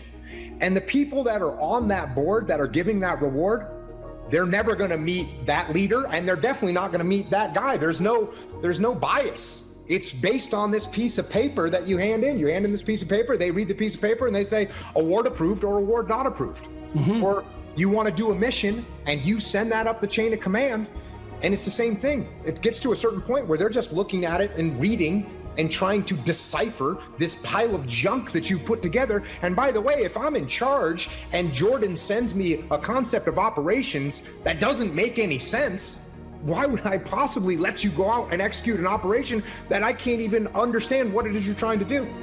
Because what I observed in my own career, and it's so interesting, the parallelism is so interesting but not surprising, is that nothing can stop you if you can write. And it's for the reasons you just laid out. It's like, when you write, you make a case for something, whatever it happens to be. And if you make the best case, well, then you win. And you get whatever it is that you're aiming at. And so you're adventurous, you want to make a mark, is you bloody well better learn how to write. Because if you learn how to write, well, then you can think and you can communicate your thoughts. So not only are you deadly strategically, you become extremely convincing. And then you can go and do anything you want and no one will stop you. And that's never told to people. And I don't really understand why. You know, you hear the pen is mightier than the sword, which is just a cliche unless it's fleshed out. One of the things that you can, I think this heightens the meaning in your life, is to try to do difficult things, right? Aim high. Don't aim so damn high you can't manage it, and make sure you break down your aims into reasonably attainable sub-goals, but you want to aim high, and then you want to see how hyper efficient you can get. That's a great thing to do in your early 20s, is to see, okay, like discipline yourself. You think, okay, how much work can I do if I load myself right to the maximum? How far can I work? How hard can I work until I exhaust myself? And then you back off, obviously, because the optimal amount of working, productive engagement, let's say, is that which is sustainable across decades. So you have to learn that, but you don't learn that without stretching yourself to your limits to begin with. And, you know, if your life isn't everything it could be, and if you're suffering from an excess of meaninglessness, well, it means you're not oriented in the world of chaos and order properly. It's like you could learn to discipline yourself. Figure out what it is that you need to do and that you want to do, and then see how efficient you can get. Because one of the things that's quite fun is to figure out, if you have a task, I always tell my graduate students this if they're doing an experiment too. If you have a task that you have to do, it's really interesting to spend a few minutes, sometimes hours, depending on how long the task is. See if you can figure out how to do it from 5 to 10 times faster. It means you'll have to rearrange the way you think about it, but you can often do it. And that's how extremely productive people get so hyper efficient. You most want to find will be found where you least want to look. There's this old story that's from King Arthur, and King Arthur has these knights, right? They all sit around a round table, which means they're roughly equal. That's what the round table means. And they're off to find the Holy Grail, and the Holy Grail is the most valuable object. That's what it means. So they're off to find the most valuable thing, but they don't know what it is and they don't know where it is. But they know that there's a most valuable thing. So in some sense, it's akin to them orienting themselves by the star. And they don't know where to look. And so what they decide is, they have the castle, and it's the middle of a forest, and so each knight decides to start looking for the Holy Grail by entering the forest at the point that looks darkest to him. And so what's the idea there? Well, imagine there are things that come easy to you, and that you're fond of pursuing, and that you're happy about pursuing. So you've found those and pursued them, and you've mastered them. So you know all that, but then there's another place that you don't want to go. And so you haven't gone there and you haven't mastered it. And you're very small in comparison to it because you haven't mastered it. And so it has this monstrous aspect.